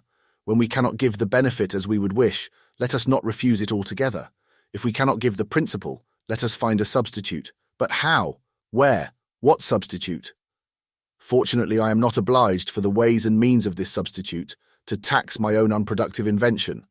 I am not even obliged to go to the rich treasury of the fertile framers of imaginary commonwealths, not to the Republic of Plato, not to the Utopia of More, not to the Oceana of Harrington. It is before me, it is at my feet, and the rude swain treads daily on it with his clouted shoon. I only wish you to recognize, for the theory, the ancient constitutional policy of this kingdom with regard to representation, as that policy has been declared in Acts of Parliament. And as to the practice, to return to that mode which a uniform experience has marked out to you as best, and in which you walked with security, advantage, and honour until the year 1763. My resolutions therefore mean to establish the equity and justice of a taxation of America by grant, and not by imposition, to mark the legal competency of the colony assemblies for the support of their government in peace, and for public aids in time of war, to acknowledge that this legal competency has had a dutiful and beneficial exercise, and that experience has shown the benefit of their grants and the futility of parliamentary taxation as a method of supply. These solid truths compose 6 fundamental propositions. There are 3 more resolutions corollary to these. If you admit the first set, you can hardly reject the others, but if you admit the first, I shall be far from solicitous whether you accept or refuse the last. I think these 6 massive pillars will be of strength sufficient to support the temple of British Concord. I have no more doubt than I entertain of my existence that if you admitted these, you would command an immediate peace, and with but tolerable future management, a lasting obedience in America. I am not arrogant in this confident assurance. The propositions are all mere matters of fact, and if they are such facts as draw irresistible conclusions even in the stating, this is the power of truth, and not any management of mine. Sir, I shall open the whole plan to you, together with such observations on the motions as may tend to illustrate them, where they may want explanation. The first is a resolution, that the colonies and plantations of Great Britain in North America, consisting of 14 separate governments, and containing 2 millions and upwards of free inhabitants, have not had the liberty and privilege of electing and sending any knights and burgesses or others to represent them in the High Court of Parliament. This is a plain matter of fact, necessary to be laid down, and, excepting the description, it is laid down in the language of the Constitution. It is taken nearly verbatim from Acts of Parliament. The second is like unto the first, that the said colonies and plantations have been liable to, and bounden by, several subsidies, payments, rates, and taxes given and granted by Parliament, though the said colonies and plantations have not their knights and burgesses in the said High Court of Parliament, of their own election, to represent the condition of their country. By lack whereof they have been oftentimes touched and grieved by subsidies given, granted, and assented to, in the said court, in a manner prejudicial to the commonwealth, quietness, rest, and peace of the subjects inhabiting within the same. Is this description too hot or too cold, too strong or too weak? Does it arrogate too much to the supreme legislature? Does it lean too much to the claims of the people? If it runs into any of these errors, the fault is not mine. It is the language of your own ancient Acts of Parliament. Non meus hic sermo, sed quae praecepit Ofellus, rusticus abnormis sapiens. It is the genuine produce of the ancient, rustic, manly, homebred sense of this country.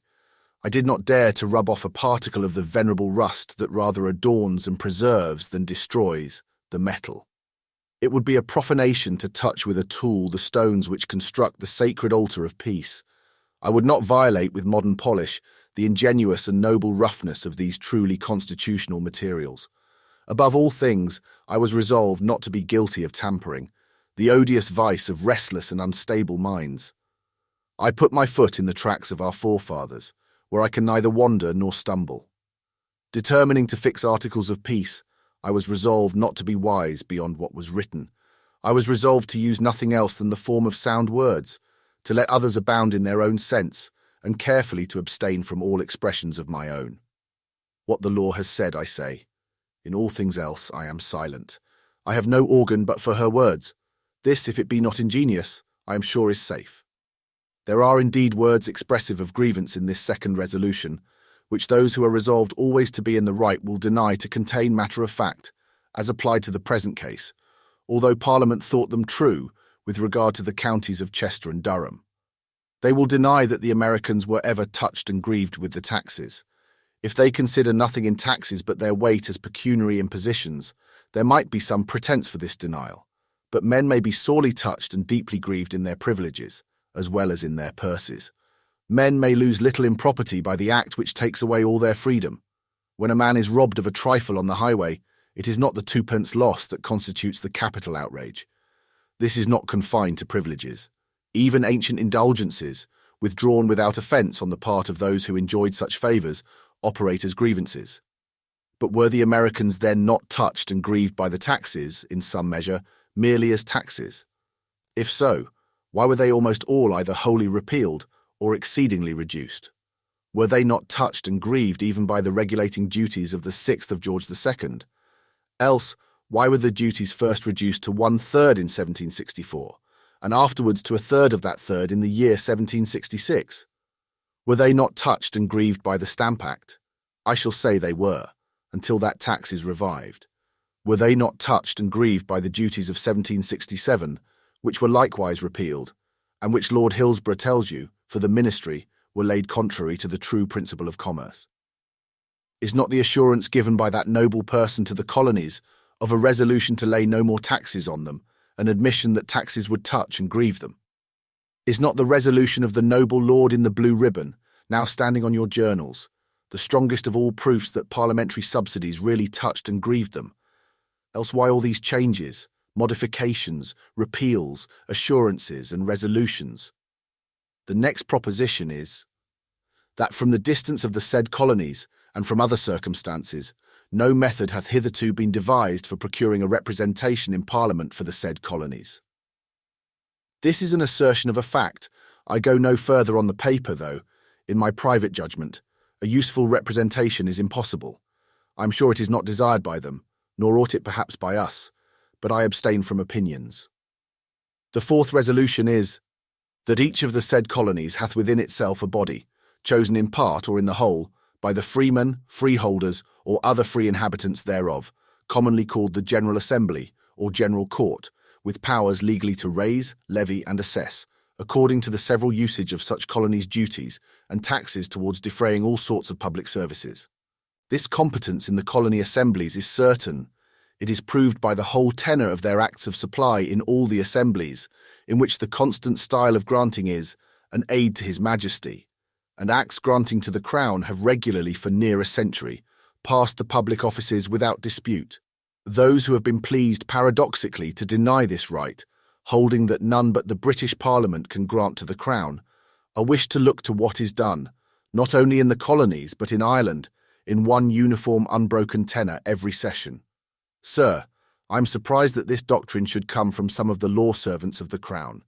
I say that if the Crown could be responsible, His Majesty, but certainly the ministers, and even these law officers themselves through whose hands the acts passed, biennially in Ireland, or annually in the colonies, are in an habitual course of committing impeachable offences. What habitual offenders have been all presidents of the council, all secretaries of state, all first lords of trade, all attorneys and all solicitors general. However, they are safe, as no one impeaches them, and there is no ground of charge against them, except in their own unfounded theories. The fifth resolution is also a resolution of fact, that the said General Assemblies, General Courts, or other bodies legally qualified as aforesaid, have at sundry times freely granted several large subsidies and public aids for His Majesty's service, according to their abilities, when required thereto by letter from one of His Majesty's principal secretaries of state, and that their right to grant the same, and their cheerfulness and sufficiency in the said grants, have been at sundry times acknowledged by Parliament.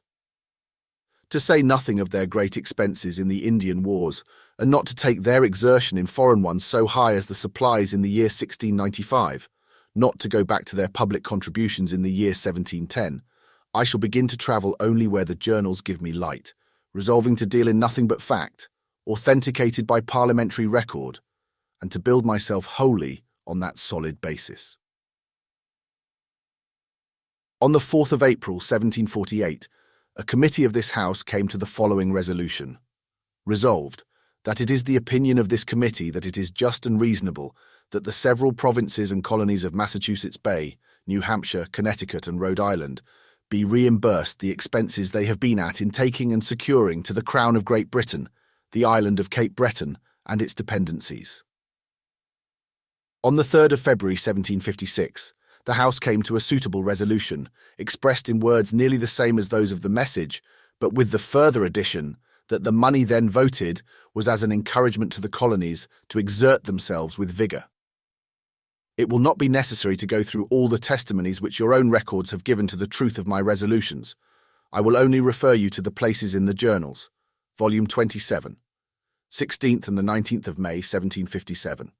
Volume 28, June 1st, 1758, April 26th and 30th, 1759, March 26th and 31st, and April 28th, 1760, January 9th and 20th, 1761.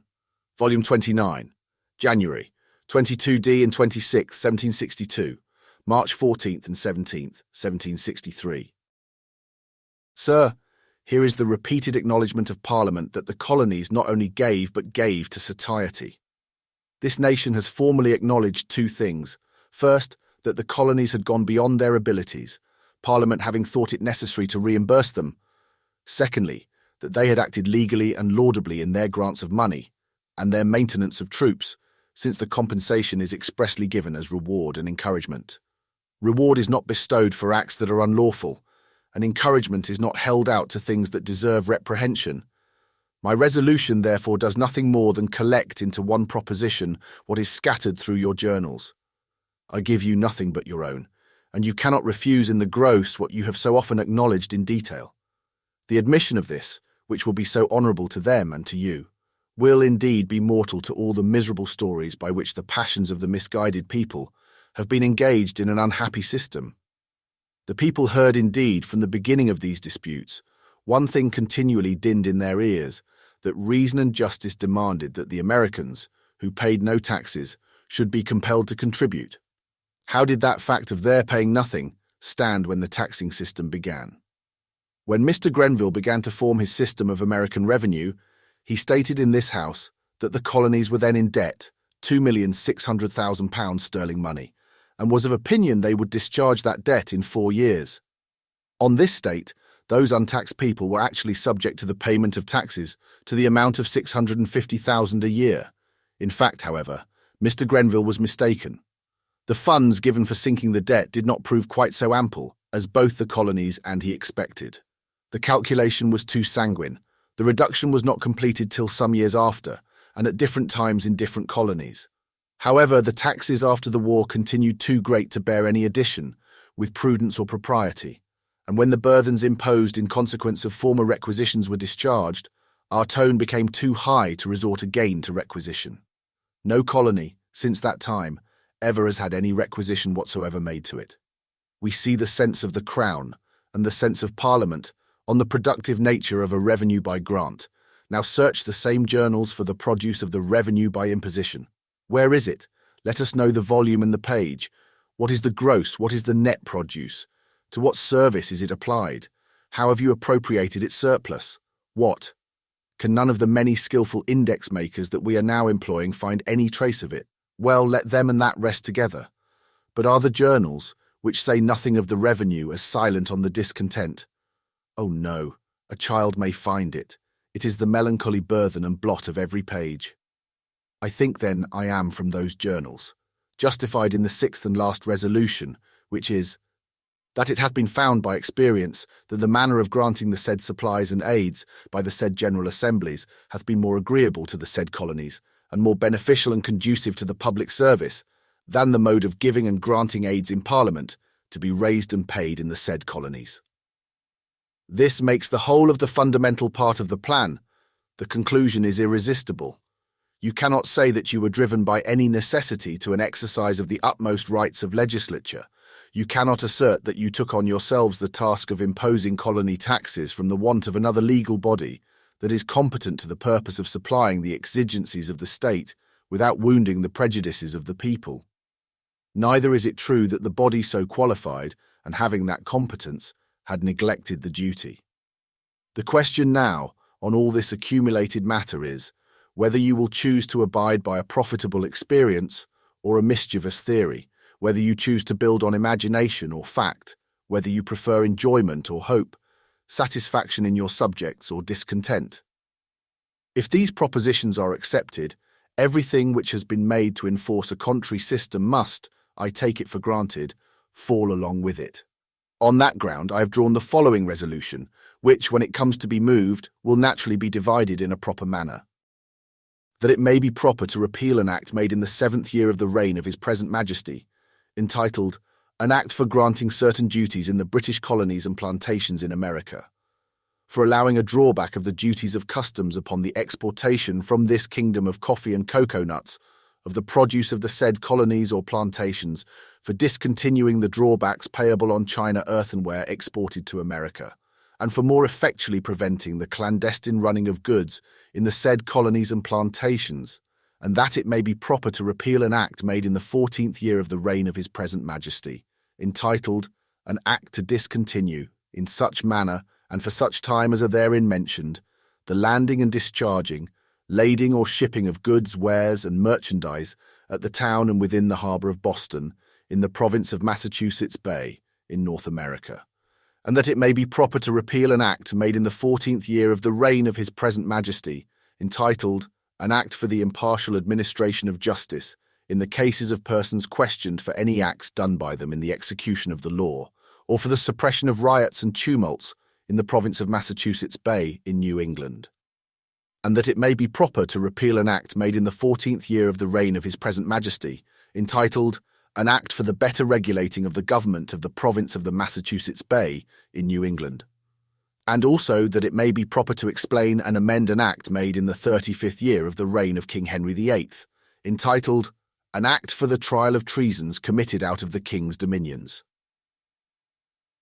I wish, sir, to repeal the Boston Port Bill because, independently of the dangerous precedent of suspending the rights of the subject during the King's pleasure, it was passed, as I apprehend, with less regularity and on more partial principles than it ought. The Corporation of Boston was not heard before it was condemned. Other towns, full as guilty as she was, have not had their ports blocked up. Even the restraining bill of the present session does not go to the length of the Boston Port Act. The same ideas of prudence which induced you not to extend equal punishment to equal guilt, even when you were punishing, induced me, who mean not to chastise but to reconcile, to be satisfied with the punishment already partially inflicted. Ideas of prudence and accommodation to circumstances prevent you from taking away the charters of Connecticut and Rhode Island, as you have taken away that of Massachusetts Bay, though the Crown has far less power in the two former provinces than it enjoyed in the latter, and though the abuses have been full as great and as flagrant in the exempted as in the punished. The same reasons of prudence and accommodation have weight with me in restoring the Charter of Massachusetts Bay. Besides, sir, the act which changes the Charter of Massachusetts is in many particulars so exceptionable that if I did not wish absolutely to repeal, I would by all means desire to alter it, as several of its provisions tend to the subversion of all public and private justice. Such, among others, is the power in the governor to change the sheriff at his pleasure, and to make a new returning officer for every special cause. It is shameful to behold such a regulation standing among English laws. The Act for bringing persons accused of committing murder under the orders of government to England for trial is but temporary. That Act has calculated the probable duration of our quarrel with the colonies, and is accommodated to that supposed duration. I would hasten the happy moment of reconciliation, and therefore must, on my principle, get rid of that most justly obnoxious act. The Act of Henry VIII, for the trial of treasons, I do not mean to take away, but to confine it to its proper bounds and original intention, to make it expressly for trial of treasons, and the greatest treasons may be committed, in places where the jurisdiction of the Crown does not extend. Having guarded the privileges of local legislature, I would next secure to the colonies a fair and unbiased judicature, for which purpose, sir, I propose the following resolution. That, from the time when the General Assembly or General Court of any colony or plantation in North America shall have appointed by Act of Assembly, duly confirmed, a settled salary to the offices of the Chief Justice and other judges of the Superior Court, it may be proper that the said Chief Justice and other judges of the superior courts of such colony shall hold his and their office and offices during their good behaviour, and shall not be removed therefrom, but when the said removal shall be adjudged by his Majesty in Council, upon a hearing on complaint from the General Assembly, or on a complaint from the Governor or Council, or the House of Representatives severally, or of the colony in which the said Chief Justice and other judges have exercised the said offices. The next resolution relates to the Courts of Admiralty. It is this, that it may be proper to regulate the Courts of Admiralty, or Vice-Admiralty, authorised by the 15th chapter of the 4th of George III, in such a manner as to make the same more commodious to those who sue, or are sued, in the said courts, and to provide for the more decent maintenance of the judges in the same. These courts I do not wish to take away. They are in themselves proper establishments. This court is one of the capital securities of the Act of Navigation. The extent of its jurisdiction indeed has been increased, but this is altogether as proper, and is indeed on many accounts more eligible, where new powers were wanted, than a court absolutely new. But courts incommodiously situated, in effect, deny justice, and a court partaking in the fruits of its own condemnation is a robber. The Congress complain, and complain justly, of this grievance.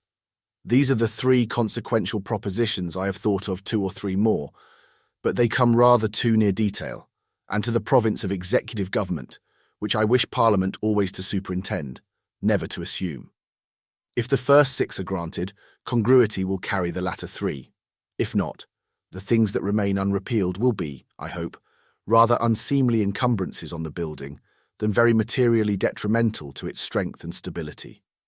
Here, sir, I should close, but I plainly perceive some objections remain which I ought, if possible, to remove.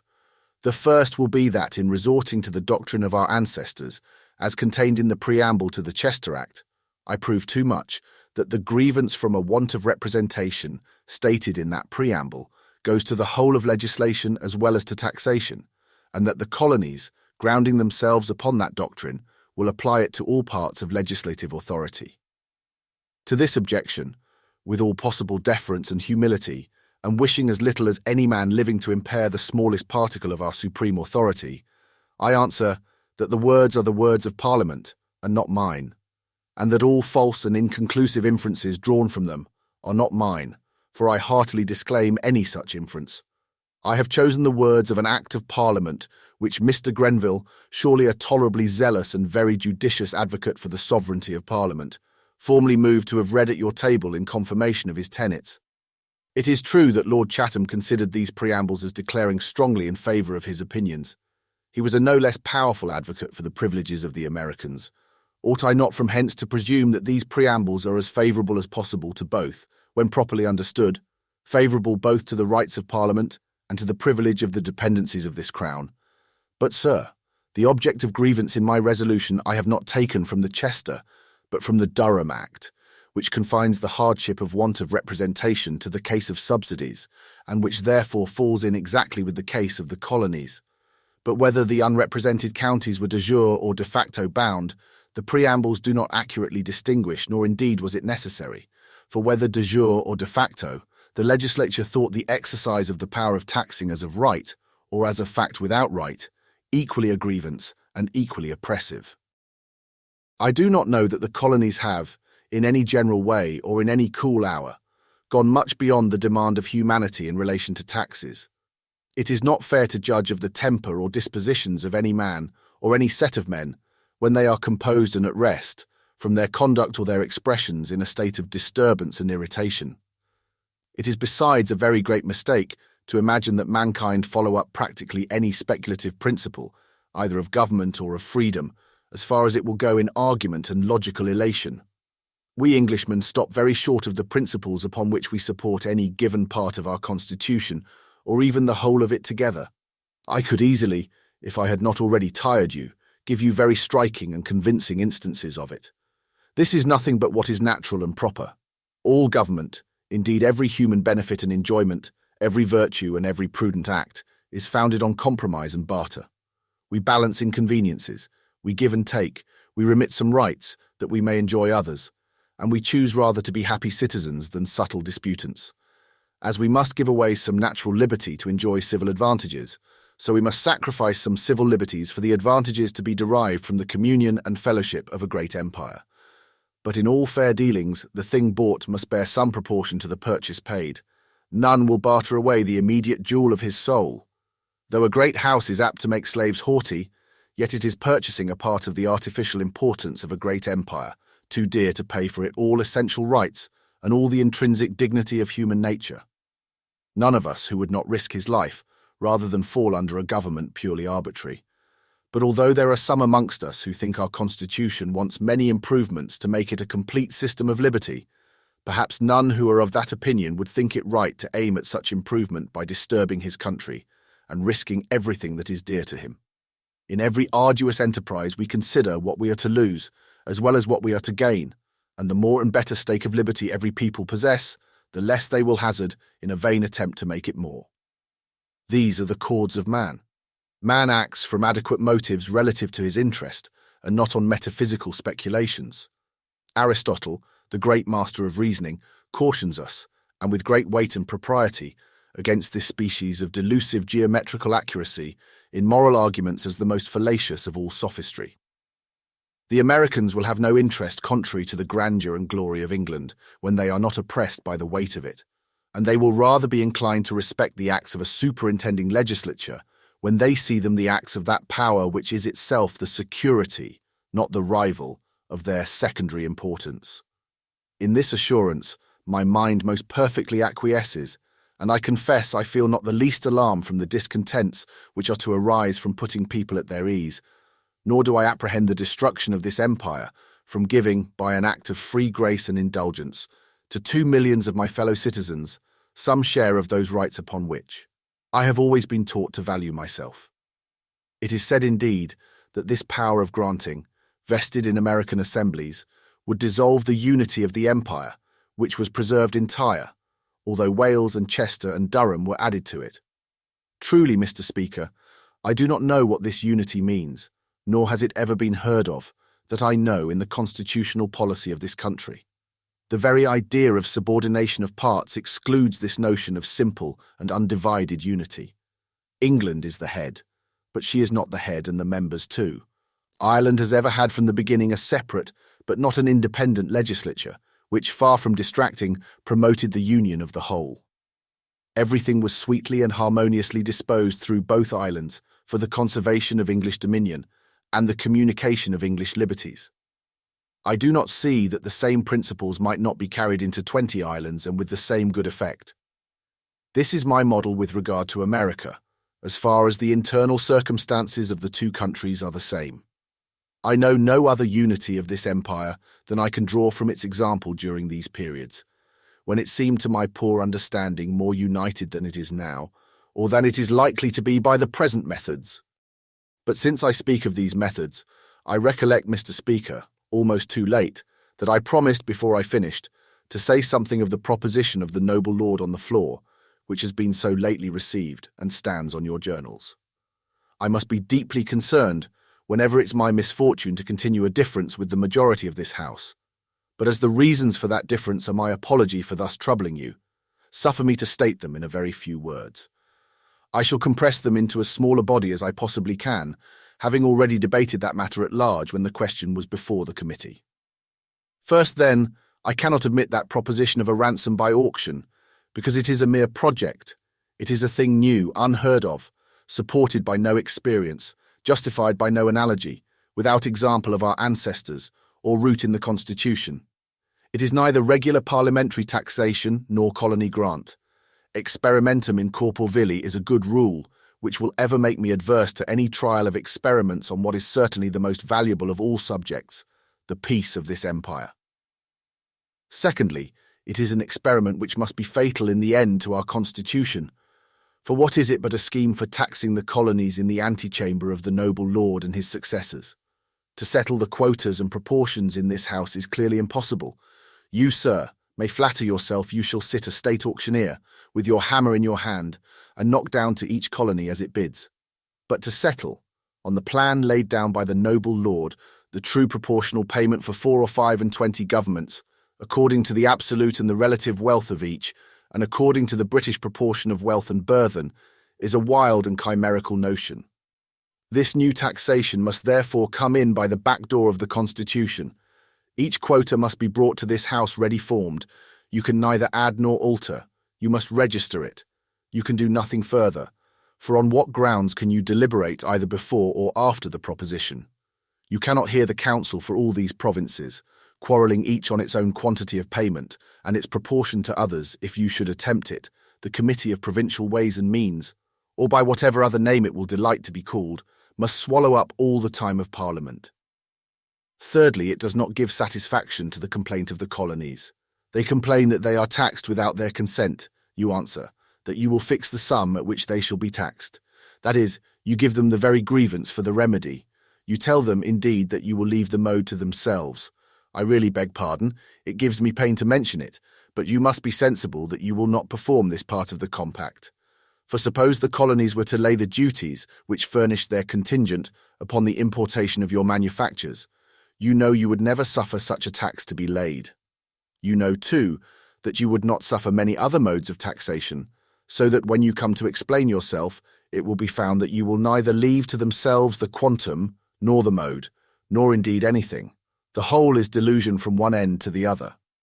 Fourthly, this method of ransom by auction, unless it be universally accepted, will plunge you into great and inextricable difficulties. In what year of our Lord are the proportions of payments to be settled?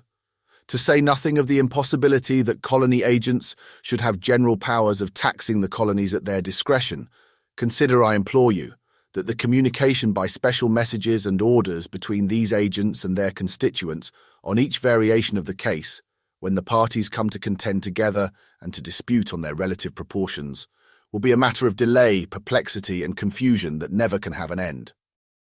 If all the colonies do not appear at the outcry, what is the condition of those assemblies who offer, by themselves or their agents, to tax themselves up to your ideas of their proportion?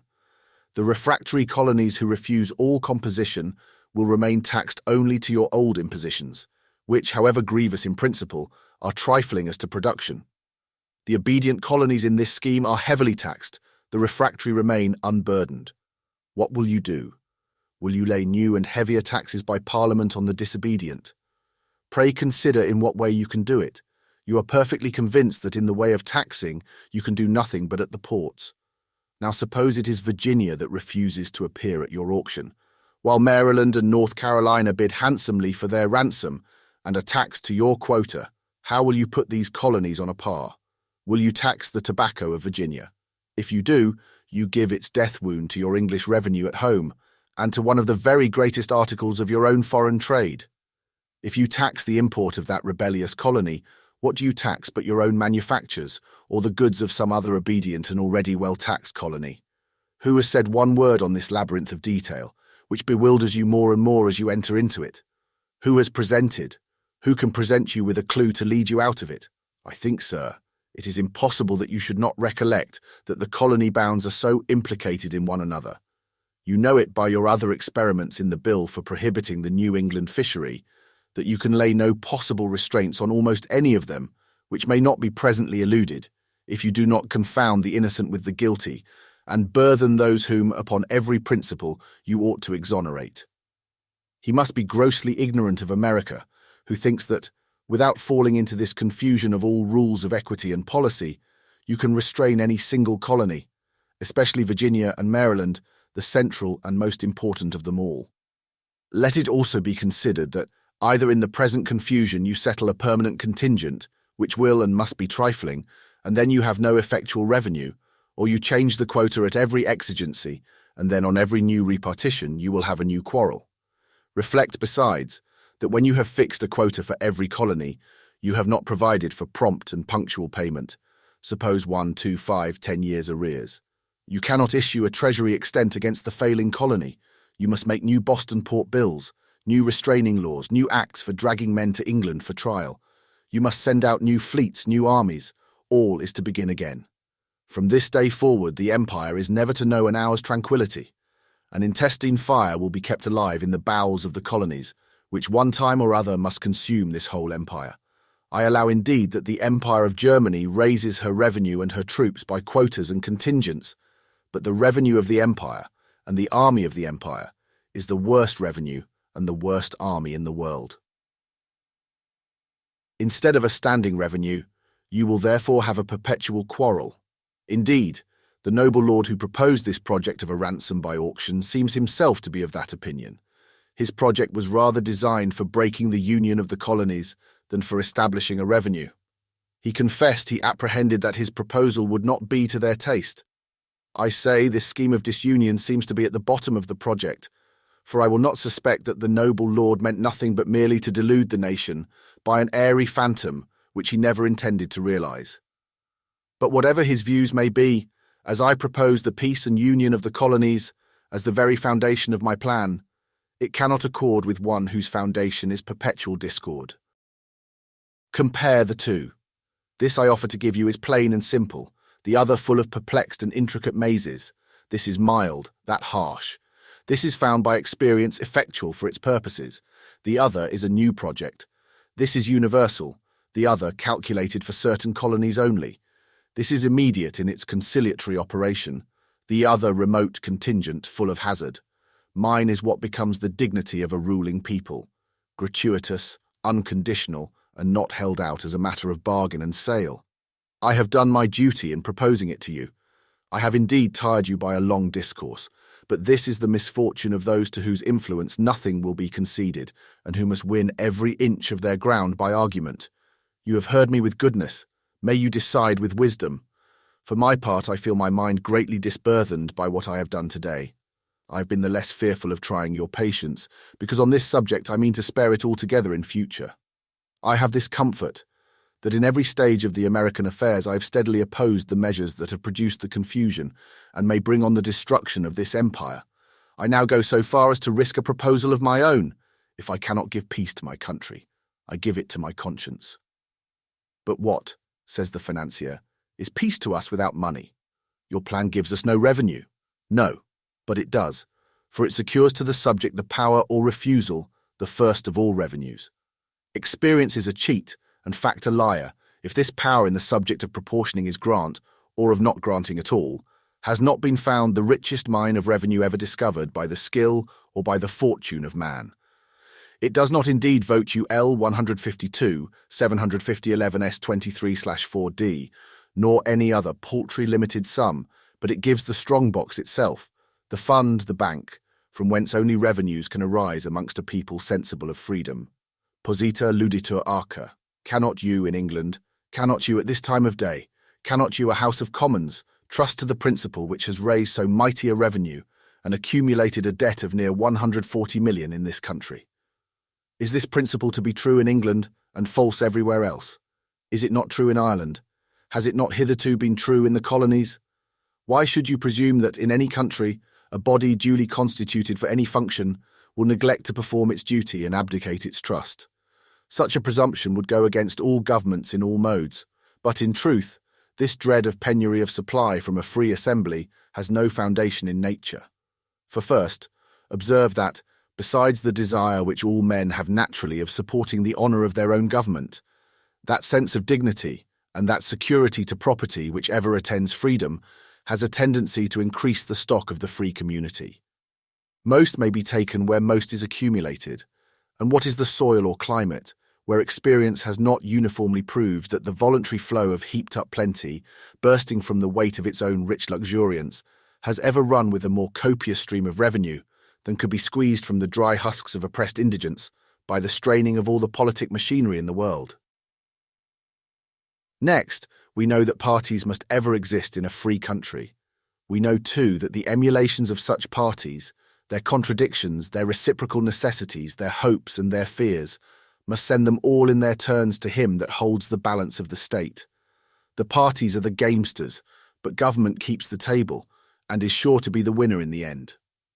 When this game is played, I really think it is more to be feared that the people will be exhausted, than that government will not be supplied. Whereas, whatever is got by acts of absolute power ill-obeyed, because odious or by contracts ill-kept, because constrained, will be narrow, feeble, uncertain, and precarious.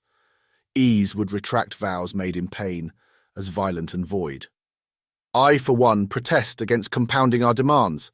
I declare against compounding, for a poor limited sum, the immense, ever-growing, eternal debt which is due to generous government from protected freedom. And so may I speed in the great object I propose to you, as I think it would not only be an act of injustice, but would be the worst economy in the world to compel the colonies to a sum certain, either in the way of ransom or in the way of compulsory compact. But to clear up my ideas on this subject, a revenue from America transmitted hither, do not delude yourselves, you never can receive it. No, not a shilling. We have experienced that from remote countries it is not to be expected. If, when you attempted to extract revenue from Bengal, you were obliged to return in loan what you had taken in imposition, what can you expect from North America? For certainly, if ever there was a country qualified to produce wealth, it is India, or an institution fit for the transmission, it is the East India Company. America has none of these aptitudes. If America gives you taxable objects on which you lay your duties here, and gives you at the same time a surplus by a foreign sale of her commodities, to pay the duties on these objects which you tax at home, she has performed her part to the British revenue. But with regard to her own internal establishments, she may, I doubt not she will, contribute in moderation. I say in moderation, for she ought not to be permitted to exhaust herself. She ought to be reserved to a war, the weight of which, with the enemies that we are most likely to have, must be considerable in her quarter of the globe. There she may serve you, and serve you essentially. For that service, for all service, whether of revenue, trade, or empire, my trust is in her interest in the British Constitution.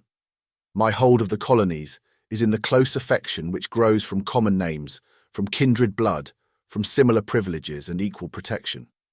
These are ties which, though light as air, are as strong as links of iron. Let the colonists always keep the idea of their civil rights associated with your government. They will cling and grapple to you, and no force under heaven will be of power to tear them from their allegiance. But let it be once understood that your government may be one thing, and their privileges another, that these two things may exist without any mutual relation. The cement is gone, the cohesion is loosened, and everything hastens to decay and dissolution. As long as you have the wisdom to keep the sovereign authority of this country as the sanctuary of liberty, the sacred temple consecrated to our common faith, wherever the chosen race and sons of England worship freedom, they will turn their faces towards you. The more they multiply, the more friends you will have. The more ardently they love liberty, the more perfect will be their obedience. Slavery they can have anywhere.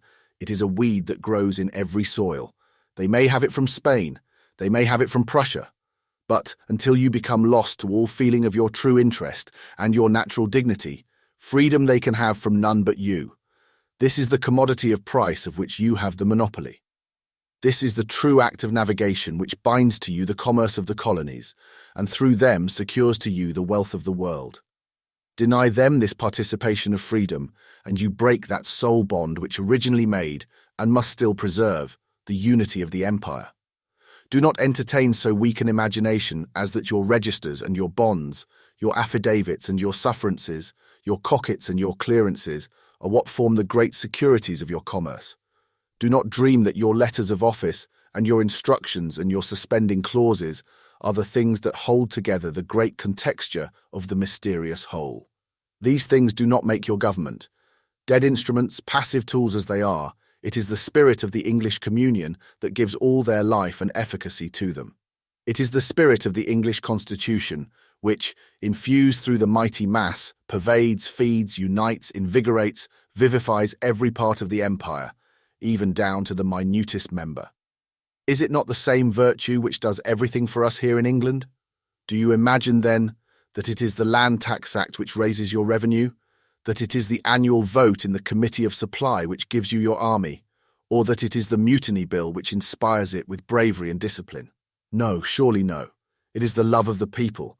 It is their attachment to their government, from the sense of the deep stake they have in such a glorious institution, which gives you your army and your navy, and infuses into both that liberal obedience without which your army would be a base rabble, and your navy nothing but rotten timber. All this, I know well enough, will sound wild and chimerical to the profane herd of those vulgar and mechanical politicians who have no place among us, a sort of people who think that nothing exists but what is gross and material, and who therefore, far from being qualified to be directors of the great movement of empire, are not fit to turn a wheel in the machine. But to men truly initiated and rightly taught, these ruling and master principles, which, in the opinion of such men as I have mentioned, have no substantial existence, are in truth everything, and all in all. Magnanimity in politics is not seldom the truest wisdom, and a great empire and little minds go ill together. If we are conscious of our station, and glow with zeal to fill our places as becomes our situation and ourselves, we ought to auspicate all our public proceedings on America with the old warning of the Church, sursum corda. We ought to elevate our minds to the greatness of that trust to which the order of Providence has called us. By adverting to the dignity of this high calling, our ancestors have turned a savage wilderness into a glorious empire, and have made the most extensive and the only honourable conquests, not by destroying, but by promoting the wealth, the number, the happiness of the human race. Let us get an American revenue, as we have got an American empire. English privileges have made it all that it is. English privileges alone will make it all it can be. In full confidence of this unalterable truth, I now, quod felix faustumque sit, lay the first stone of the temple of peace, and I move you. That the colonies and plantations of Great Britain in North America, consisting of 14 separate governments, and containing 2 millions and upwards of free inhabitants, have not had the liberty and privilege of electing and sending any knights and burgesses or others to represent them in the High Court of Parliament.